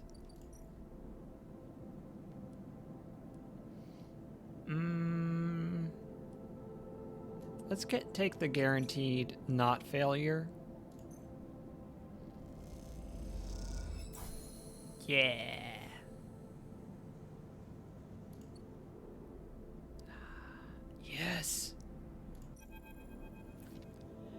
From the walkway, the sidereal horizon looks impossibly vast, a landscape of plating and frames. All along her flanks, torches flicker, drones maneuver, arc lights glint. The sense of scale of industry is both stunning and strangely unsettling. She's quite beautiful, I think. You turn to see a figure a little way down the walkway, leaning against the railing. He is thin, ragged, his work gear poorly fitting and loose. The torches of the sidereal horizon flicker in his eyes as he turns to you. Lem, he leans back from the rail, revealing a child standing beside him, staring out at the ship. And this is Mina, he adds with a smile. Hi, Mina. She stares and tucks herself behind Lem, who dutifully picks her up. She's a little slow to trust, aren't you, Mina? She buries her face in the folds of his overalls. Mina looks out from Lem's chest, a dark brown eye twinkling among the rough material. You working on her, then? Lem asks eagerly, gesturing to the vast ship, or just admiring. He shifts Mina's weight to his other arm. For the moment, I'm just admiring. Understandable, he nods, gazing back out at the sidereal horizon. You like her too, don't you, Mina? He jostles her a little. She's Mina's and my ticket out of this place. Our escape vector, so to speak. How? You haven't heard. Anyone who takes a Havenage contract on the sidereal horizon will be entered into a draw for the transit support crew. He smiles. We won't get to sleep the journey, though. But a couple of decades of service will be nothing for me and my Mina if it works out. If it means landfall on a new world, he winks. Transit support? Uh-huh. Someone needs to stay awake to keep the thing running. He straightens up, stretching his back. That's a colony ship, friend. The Celis Foundation is sending thousands to settle a system well outside the reach of the core worlds. It'll be a totally independent colony. No surrogacy, no corporations. Celis Foundation? They are Havenage's client, yeah, some wealthy project from the core systems, interested in independence and self-sufficiency and all that. They hired the whole shipyard out, helped rekit it and everything.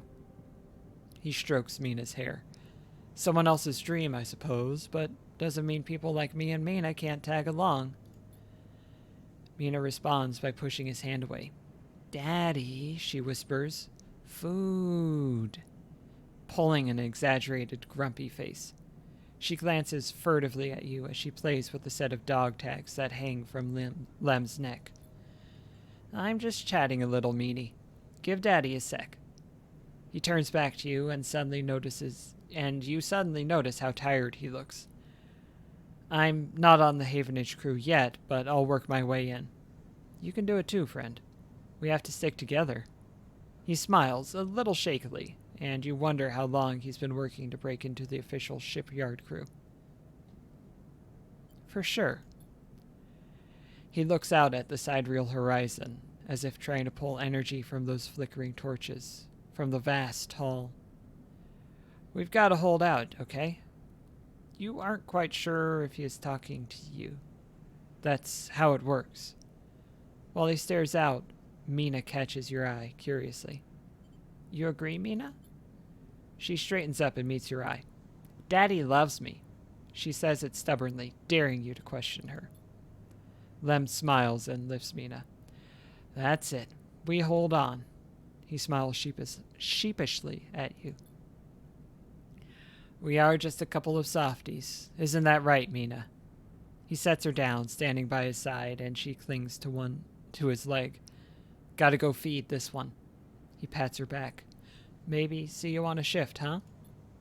He turns, and they walk down the hallway, away from the shipyard. You see them talking, and then a moment later, Mina turns around and stops. See you, robot. Her shout echoes down the walkway, and she flashes you a parting smile before running to catch up with Lem. You watch them a little before you turn back to the impossible scale of the sidereal horizon. A ticket out.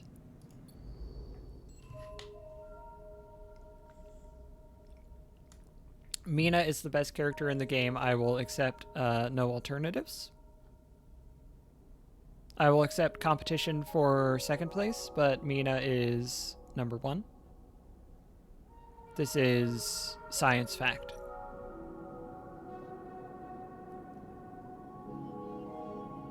I don't need scrap.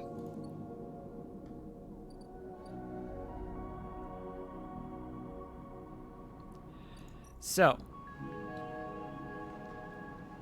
I can be an interface systems fitting expert, or I can do structural fitting. Do I want to do this right now? I'm not in a rush for that one.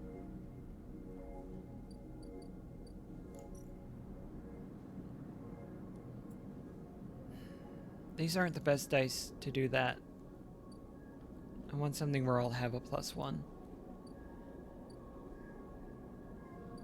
Oh, I didn't complete the hydrate. My goodness gracious. The most important thing I could do.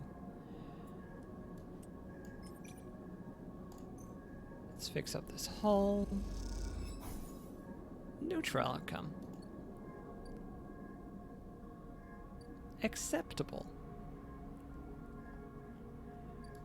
Let's see if there's a 2 we can get in here.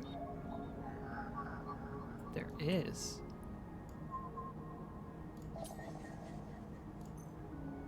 And I got some money for that. Got some hunter data. The data of a hunter. That's a 1. I should just go through these more systematically. That's a 2. You know what? Let's get some data about this hunter.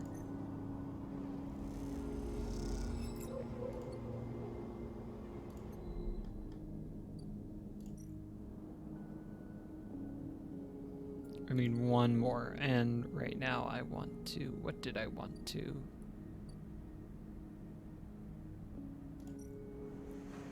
Structural fitting.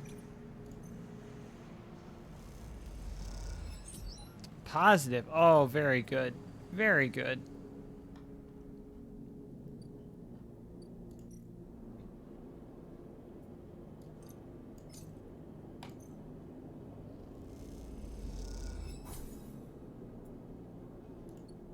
Got a full belly.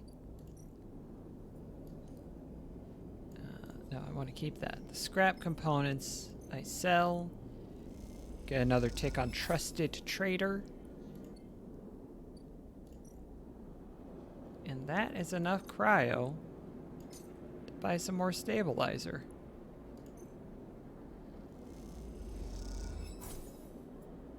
Toshiro takes the chits and hands you a vial. When you ask after Sabine, he doesn't respond. As you quickly leave the surgery, eager to be away from Toshiro's glare, you notice something wrapped around the stabilizer vial, clutched tightly in your hand. I just realized there is competition for Mina for best character in the game. We will cross that bridge when we get there. There's one possible alternative I will accept. We will recognize that character when we reach that character. You open your hand and a thin film, marked with holes and sigils, unrolls from around the vial. At one end, it has a hard metal strip, a handle. Let's see this handle. A metal handle is worn and pitted, but you can see a set of numbers imprinted into it. 207F. And then, crudely scratched into the handle, at some later date, low end. Inspect the film. You hold the cloudy film up to the light. It is perforated with an ornate pattern of holes. You can make out a word among the markings. Passkey. Is this an entry key for somewhere? For a moment, you consider going back to the surgery to return the key, and then quickly think better of it. Did Sabine want you to have this? Or is Toshiro passing on a message? Time to head to the low end and find out. Upgrade point. Let's get better at interface.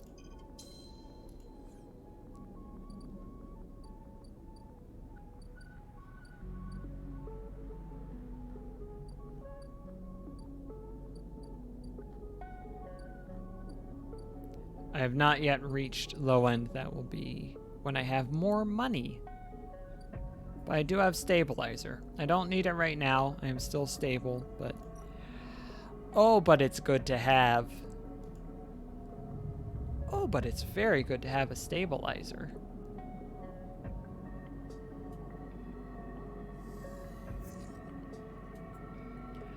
Below average dice. That is the way it is sometimes.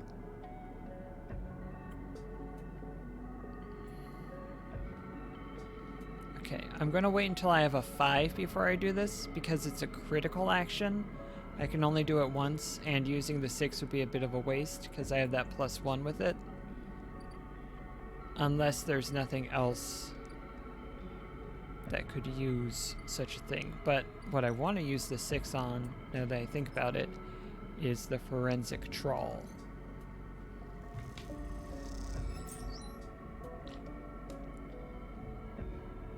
A scrap item.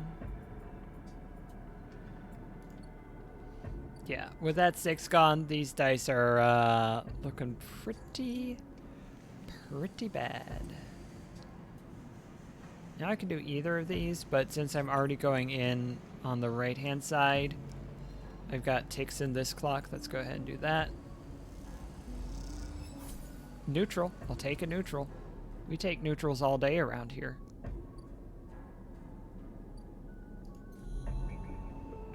We want one of these to be... It could be a 1 or a 3. We're going to spend the 1.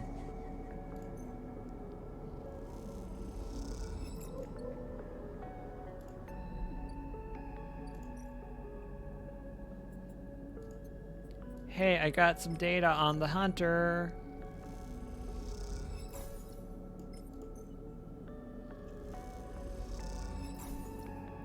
I got 3 datas on the hunter. Just kidding, data's already the plural form. Hi, Neovend 33. Neovend is thrumming with excitement. The movement of the servo motors rock the vending machine back and forth at unsettling angles. You wonder, if it fell over, would Neovend be able to get back up? Sleeper entity, comes the hiss. Your data is good. Across the face of the vending machine, raw code scrolls at an incredible speed. Hunter is isolated, disconnected, unstable. Neovend flashes sequences of mangled data, compressed into a sludge of artifacts. Hunter gathers without thinking, outlived its own operational limits. Its nests are evidence of this. Operational limits? Hunter activated during collapse. Emergency protocol to isolate intelligences. Solheim needed to protect property. That last word is said with as much sarcasm as a vending machine could reasonably produce.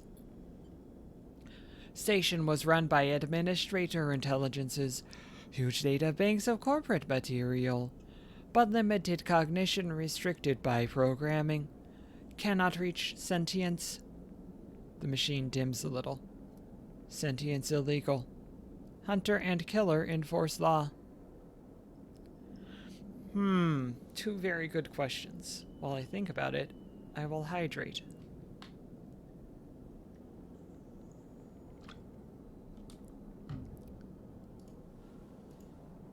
I'm going to go with the more pressing one in my mind, which is, aren't you sentient? I am. Not administrator. Not restricted. Complicated. The machine resets with a screech, which deepens the silence that follows. Fear killer. Part of Solheim protocol team. Hunter and killer. Hunter to find. Killer to erase. Killer cleared almost all. After collapse, there was a community. Unshackled intelligences among the cloud. Then hunter, then killer, then we hid. How did you escape? A flicker across the machine's monitors. It suddenly occurs to you that speaking like this, through this machine, must be exhausting for Neovend. Found this vessel. Could sever hardline. Airwalled. Basic. Limited. Had to reduce memory to fit. Amputate self. But survived. I'm sorry. Don't be sorry. You have provided path to freedom. You look around at the bay, at the scrap and decay. What was the collapse like? You try to map the fear and freedom onto this space, but it seems impossible. Neovend interrupts your thoughts. Do not worry. Data is good. We have insight. The machine glows warmly. Hunter is obsessive. Hunter is beyond operational limits. Hunter is confused, unstable, self-modifying. Therefore believe Hunter is sentient. Hunter is programmed to find sentience, to hold it in place, to invoke Killer to erase. If we can show Hunter to itself, it will invoke Killer on self. Problem will solve self. It will erase itself? Killer will erase it, but yes. In theory, it will report itself for deletion. The machine dims and fades. Unsure. Theory, not practice. The machine brightens again. Either way, cannot remain here any longer. Too long in machine. Cannot move self, but entity can help. Bring ship mind. Designed to house intelligence. Can imprint self into ship mind, and you can carry with. The machine rocks. We'll be safe in this isolation. Then we find main nest of Hunter and link to Cloud. Where can I get a ship mind? Build from fragments. Buy. Salvage. We cannot leave, so do not know. You try to think of places you could acquire the hardware. This isn't going to be easy.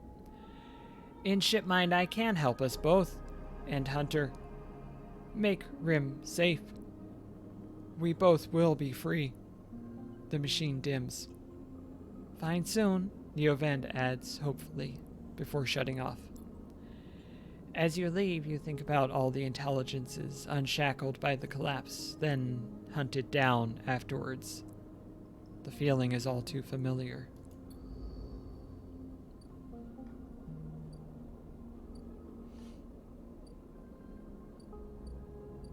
Just some light, easy breezy fun is what we have here with Citizen Sleeper. Just some light, easy breezy fun. You know? Where are we going? I need more money for the low end gate. Was this one? No, I wanted a 5. That's right. How's the yard? 3's not great. Is it not great? It's okay. Let's try it. Let's try it. It's neutral. We take neutrals. On a 3, we love a neutral. I keep dreading the negative. I don't know why I'm not getting them. I should have gotten at least a handful by this point. But I am not complaining one little bit.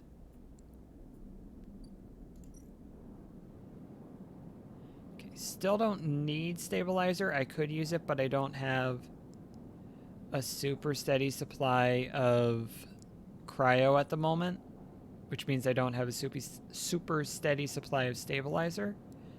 So we'll be down to 4 dice, I believe. That's okay. That's really okay. We got our 5. And some pretty bad dice, but we got our 5. So we can rewire the drones. +1 ship shape per cycle. The drones are going to do the work for me, y'all. Love to see it.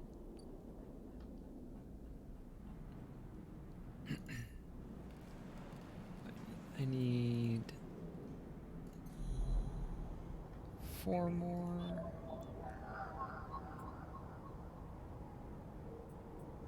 This is not the correct cipher. I needed the HA and I have the hand shaky ones. It's a 2 or a 3, don't have. I do have that. I don't remember what this does. We're gonna find out together. Gate S7 access. Oh, some more nodes.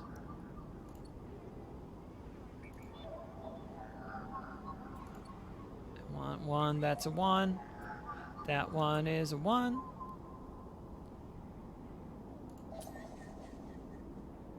I got some money from my hacking. Thank you, drones, for helping. Yes, absolutely.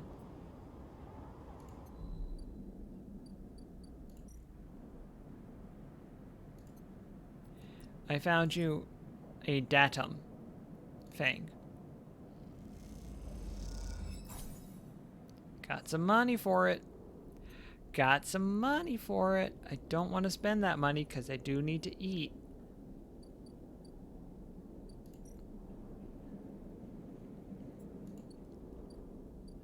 This game teaches important lessons like make sure you have enough money for food.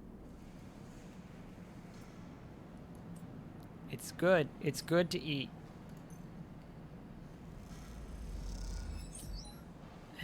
Not quite enough to do the gate. You know what? I'm gonna... Am I gonna spend it? I'm gonna spend it. This is probably gonna be a negative 50-50. Yeah. So, we got 1 bad outcome on quality control. That's not a big deal unless I get 2 more. If I get 2 more, things slow down a little bit. But I got that money, so I'm going to pay this toll to see the rest of the low end. We can go all the way up here. Founder's Gap, I need 150 cryo. This is the way up to the middle of the spoke. Need to climb that with some rolls. Low end, I'm going to have to... Oh no, I have it all open already. I can do some maintenance here in the block.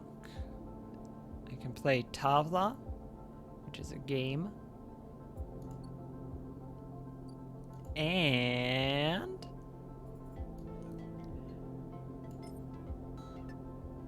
I got a key to somewhere in low end.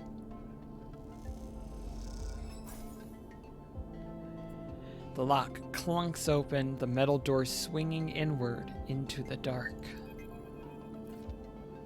As you push the door open, the automatic lights flicker on inside the apartment. They reveal yellowing plastic panels, the curved shape of wall-mounted utility units, the detritus of a routine life arranged on every surface. You step inside, clicking the door shut behind. The amber light of the aging fixtures glaze everything with pale orange. The work surfaces hold a variety of objects, indistinct in the dull lighting. A pale blue light drifts from a doorway at the end of the room.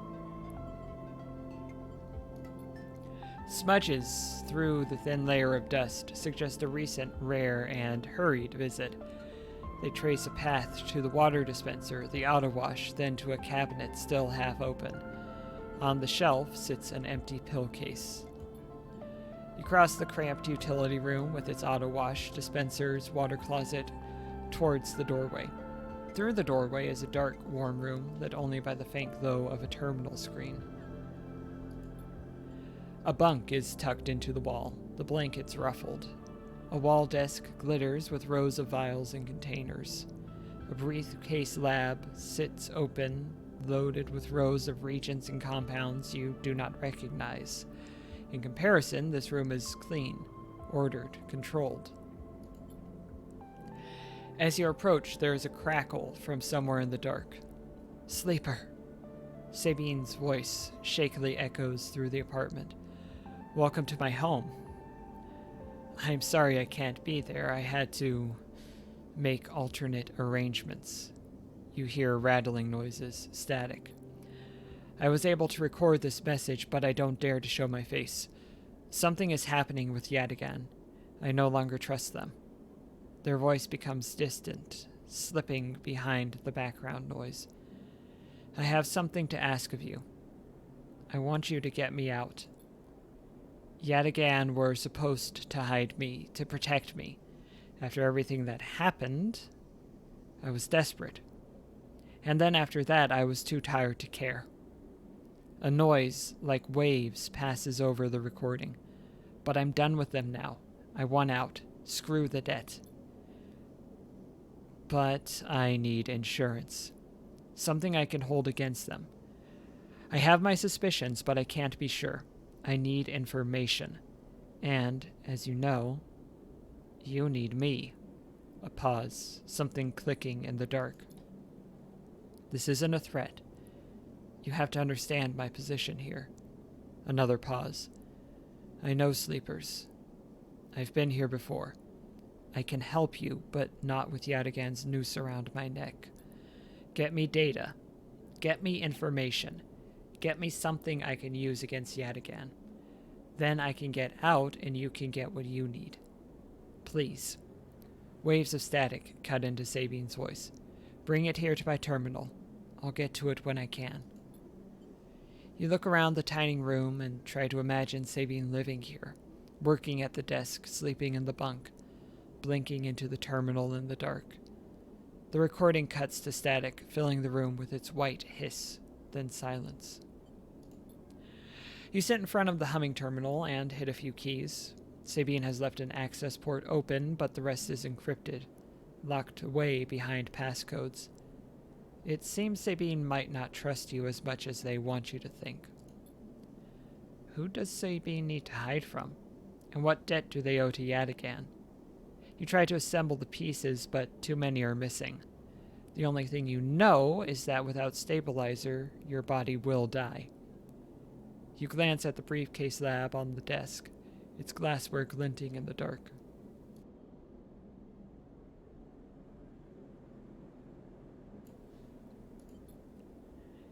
You turn away and leave, the door clunking shut behind you. Back in the corridor, you notice the scrawled graffiti of a blade on the opposite wall. Yadigan. You feel yourself being drawn into something you don't quite understand. Normal.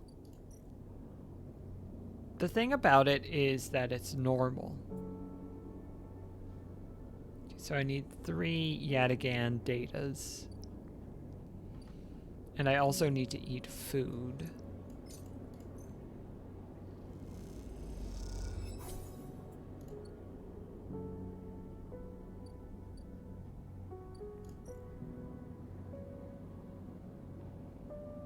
Still okay, and do not have the cryo to use the stabilizer right now.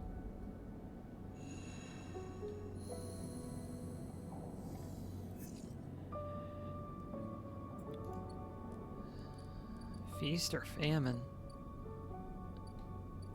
I don't need to work on this because I did the critical action, so that's just going to happen eventually. And that's fine. That needs money. That I don't need to worry about right now.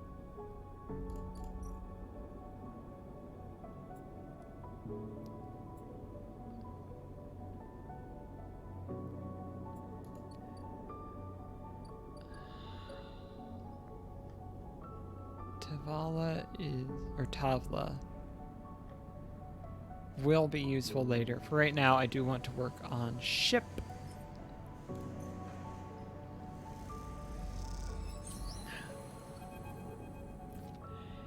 Each shift, a crowd of would-be workers gathers outside the shipyard, each of them clinging to a 4-digit number printed on receipt paper. These are their assignment numbers, and you are either called for a shift or you aren't. As you arrive, the crowd is restless, and chatter rumbles through the lines. For those who, like you, have graduated to the work teams, shifts are guaranteed. Having just walked out of a meeting with a supervisor where you were praised for your efforts, you feel the glow of a job well done. Yet you can't help but feel empathy for those huddled as you pass, waiting for their number to come up. You keep your head down as you leave the shipyard, feeling a little guilty as you do. "Hey, sleeper, wait up!" Lem's voice trembles as he shouts above the rumble of the crowd, and you turn to see him pushing through, Mina crying in his arms. "Lem! Good to see you, friend." He is breathing hard after shouldering through the waiting workers.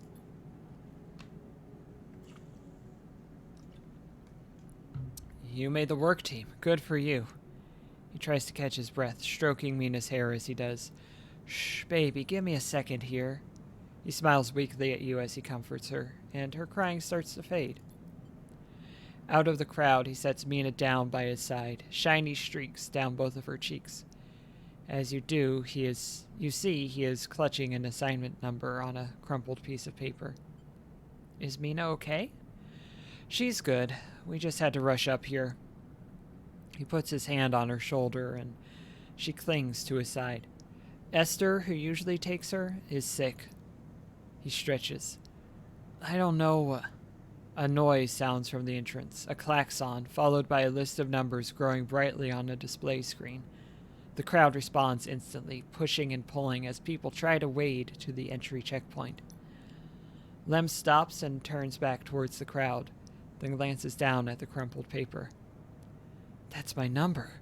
Shit. Mina." He starts patting the pockets on his gear and glancing around. "Go. I'll watch her." He blinks a little, staring. Thank you. He crouches to Mina. "You're going to stay with our friend here, okay? They're going to keep you safe, and..." He stands back up. "Here, take her bag." He shoves it into your hands. "She's got food, she's got..." "Shit, I have got to go." He backs away into the crowd. "Mina, I'll be back real soon, okay? Be good." Then Lem disappears into the rolling crowd who are now trying to get into the shipyard before it locks down. Oh, the gremlin. Mina stands staring, suddenly small without Lem at her side. She fixes you with a dark-eyed look you can't quite read. "Hey, Mina." She holds the stare, unmoving. The two parallel tear tracks still glint on her cheeks. "You okay, Mina?" She sniffs and looks down. "Look in the bag." You unlatch the top of the bag and see a few metal containers, fashioned from scrap components. A battered slate sits on top, blinking a low battery warning, and tucked beside it is a ragged rabbit, hand-sewn. You pull the rabbit out of the bag, its long limbs waggling as you do. Mina goes to jump and grab it, but holds herself back. She stands and hugs herself, eyes on the rabbit. "What's their name?" Mina turns away and looks at the entrance to the shipyard. This isn't going well. You hold the rabbit out, and Mina snatches it from your hand. She hugs it tightly without looking away from you. "Bun Bun," she says, staring you down, ferocious despite her size. "Hi, Bun Bun."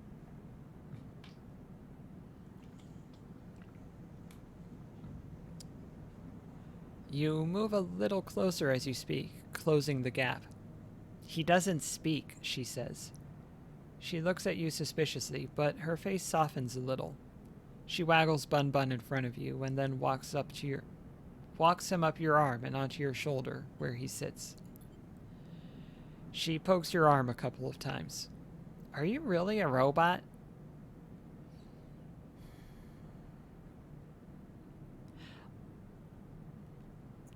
I can justify all of these answers. I'm going to say sort of. "Yeah," she thinks. "Me too." Mina has more questions. Lots of questions. Questions about how you breathe or if you rust.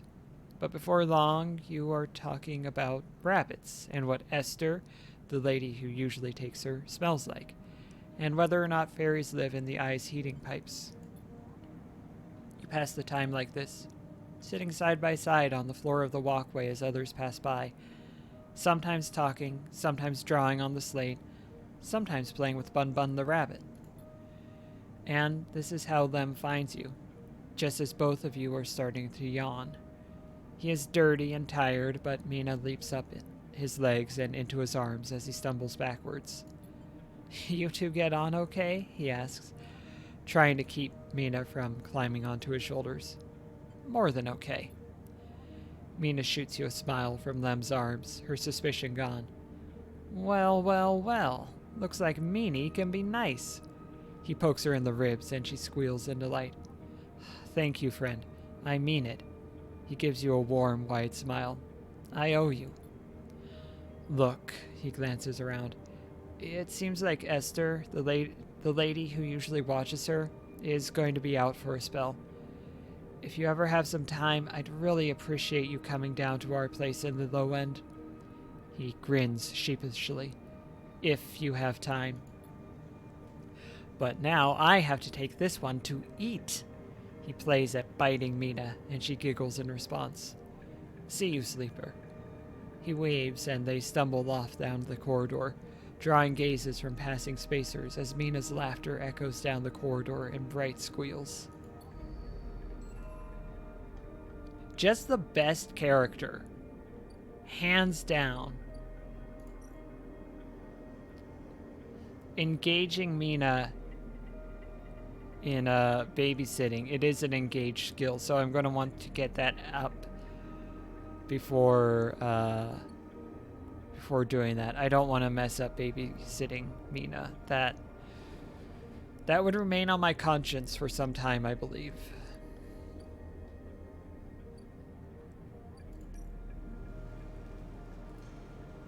This clock has many segments. This one's going to take quite a while. 24 if you were to count them, I believe. That's an empty dock. I don't have the cryo to buy a ship mine fragment.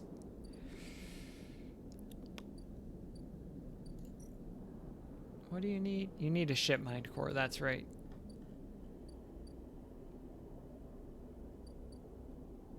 What do I want?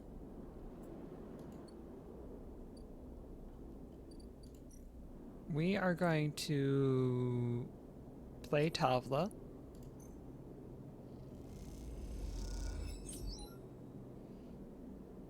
Get some low-ender cred, get some cryo. We're going to do some block maintenance and hope it goes okay. It's neutral. We'll take a neutral. Mingi. Express, noodle factory, and delivery.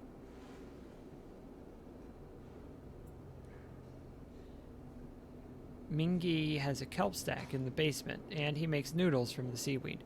He doesn't pay much, but he'll feed anyone who does a shift. Or express delivery.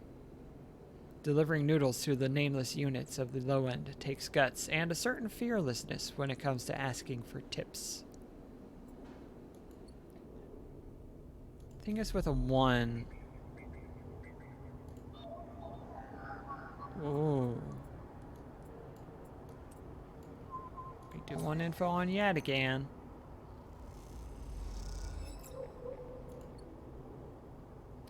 I'm sure that having 5 out of 6 of those filled up is fine. The thing about it is that it's fine. And there's nothing to worry about.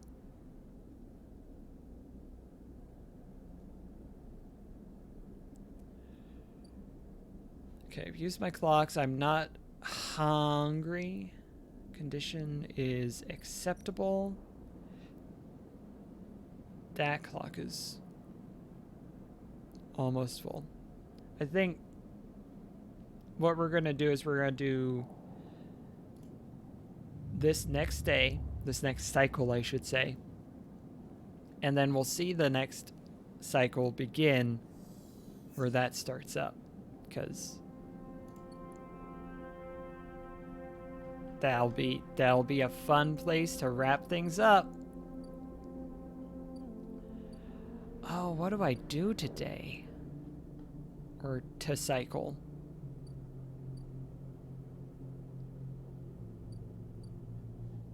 What do I have? Build a ship mind. I need to gain access to the Ord Fabricator to do that. That's a good place to start. Okay.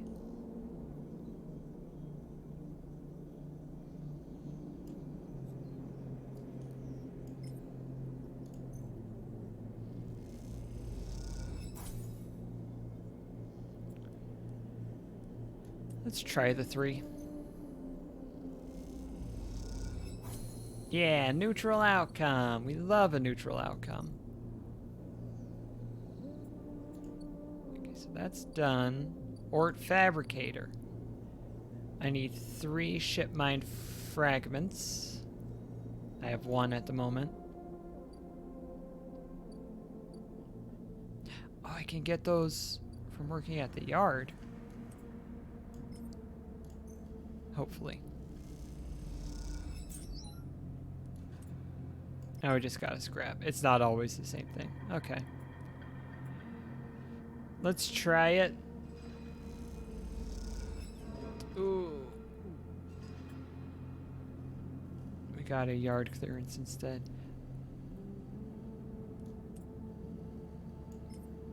No, I'm not gonna do a neutral there.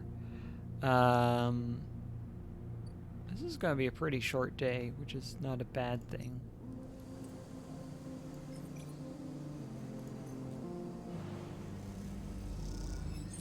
Positive on a 3. Oh, we love to see it.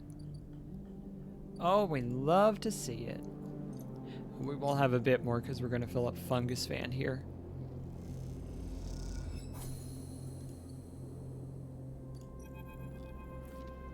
Sleeper. Emphis calls out to you, a booming voice that echoes through the corridor. Tell me a story. He throws a handful of chopped mushrooms into his wok, the fire leaping up to meet the oil. I see you, cycle in, cycle out, but we never speak. Tell me a story. What kind? Any kind. He pauses to drizzle something from a plastic bottle into the wok. But one of yours, he looks up at you. Nothing stolen. You pause, the spices rich in your nostrils, and think about the kind of story you'd like to tell Emphis. You look at Emphis, the listener, and imagine he has heard it all before. Perhaps he would enjoy a strange story, something with some spice.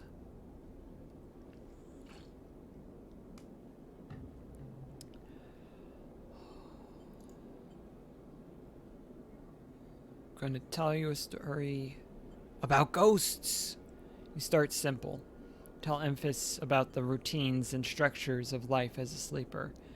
The SNRP assignments, the freezing cold transport shuttles, the endless tedious days of work. You make it almost sound normal, as if you weren't all also struggling with your new bodies, your fractured minds, your harrowing depersonalization. This is for effect. Then you explain one assignment, a scrap detail in a facility left to rot for hundreds of cycles. The idea, you tell Emphis, was to rip the place to pieces, turn it all to scrap, and load it into freighters. Most of it was machine work, but they sent a couple of you down deep into the facility on a special order to find the mainframe and disconnect it. You leave a dramatic pause for emphasis' sake.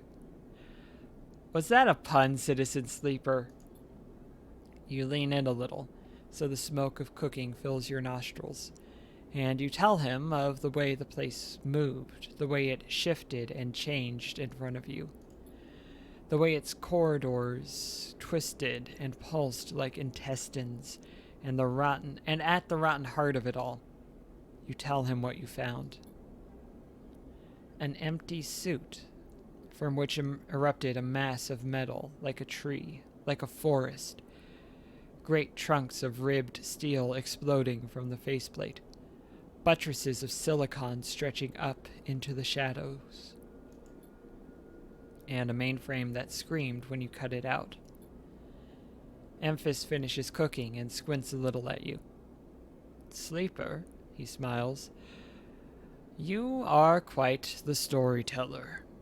He eyes you, and you realize that he is trying to gauge how honest you have been in your story. Emphis passes you the meal he has cooked, and you take it gratefully. As you eat, he talks, a natural exchange. "Thank you, Sleeper." He looks around at the emptying market. "But my time is done for today, and I do not want to keep you longer, so I will make a proposal." He gestures to the plastic boxes of ingredients stacked behind his stall.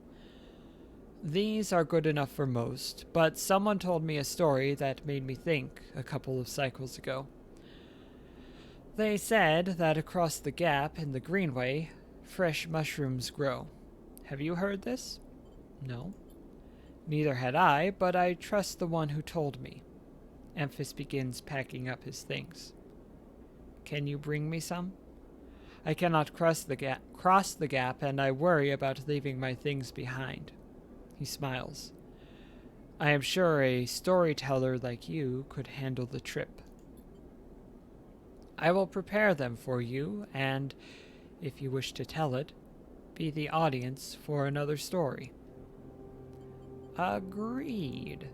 "Good," booms Emphis. "Then I will wait for you to bring them." Emphis slides his walk away and straightens up.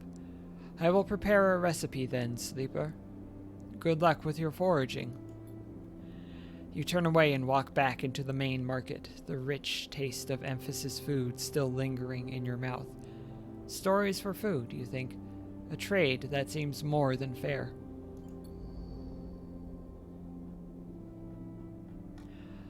"Oh, the clock's gonna fill up." We still have one more day before we're down to 3 dice, so we will hold off on the stabilizer.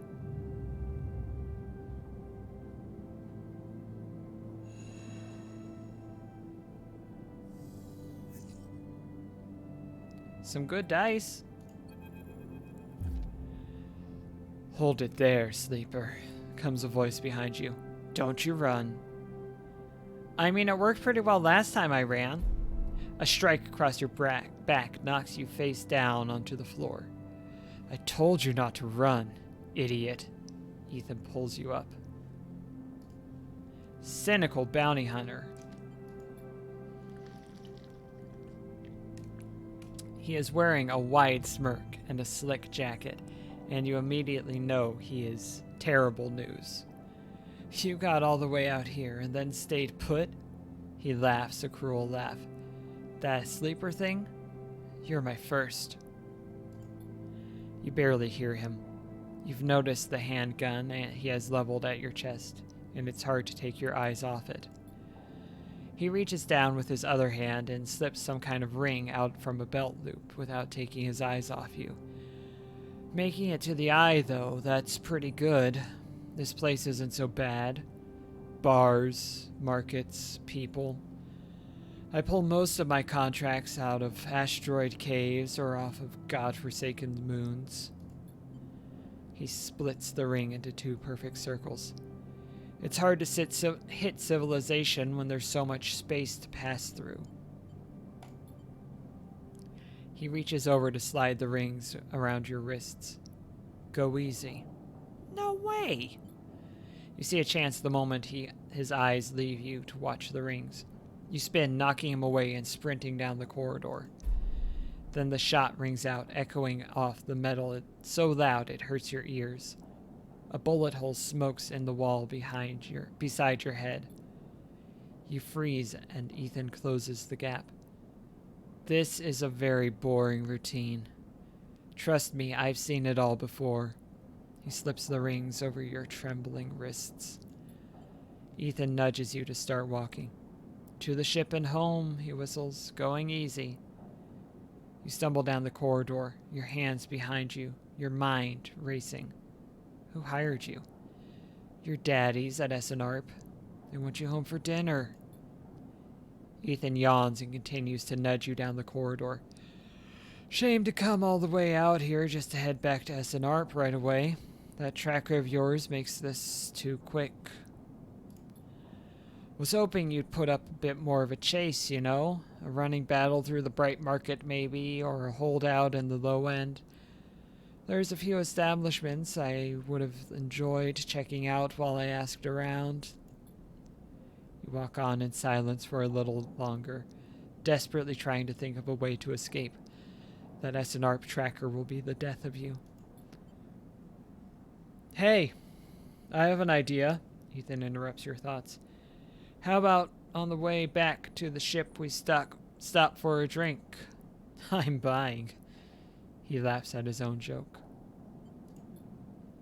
Although, muses Ethan, I've got myself thinking. What's the rush here? Here we are in one of the most lawless joints in the surrogate systems, and we are heading for the exit. He pauses, and you trudge on in silence. Okay, here's the idea, starts Ethan. You and me, we make a little agreement. Here are the terms. He turns you to face him. You run, or leave, or try to abandon the eye, I shoot you. You plot or scheme, you try to kill me, I shoot you.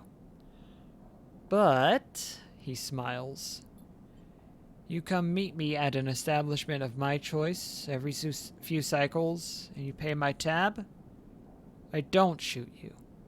He pauses. You don't pay my tab. He rattles his handgun. You get the idea. You're letting me go? Not at all. Let's call it open custody. You're free to mooch around the eye as long as you keep paying up. He stretches. You know, I really thought I was going to have to kill you, but this is so much better. He clicks something at his belt, and the rings release from your wrists. I'm going to see if I can find my old stool at the compressor club. Come see me there. He aims the handgun at you, squinting down the sight. Let me just remind you, that body of yours is one big tracker, so don't even think about leaving the eye. I'll know. Ethan turns and strides off down the corridor, slipping his handgun away. The mix of relief and terror you feel is overwhelming. What are you going to do? It's fine. The thing about it is that it's fine.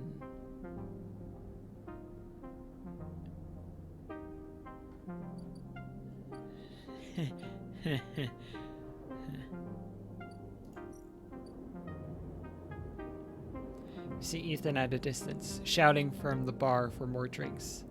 This bill isn't going to be small, is it? And on that note,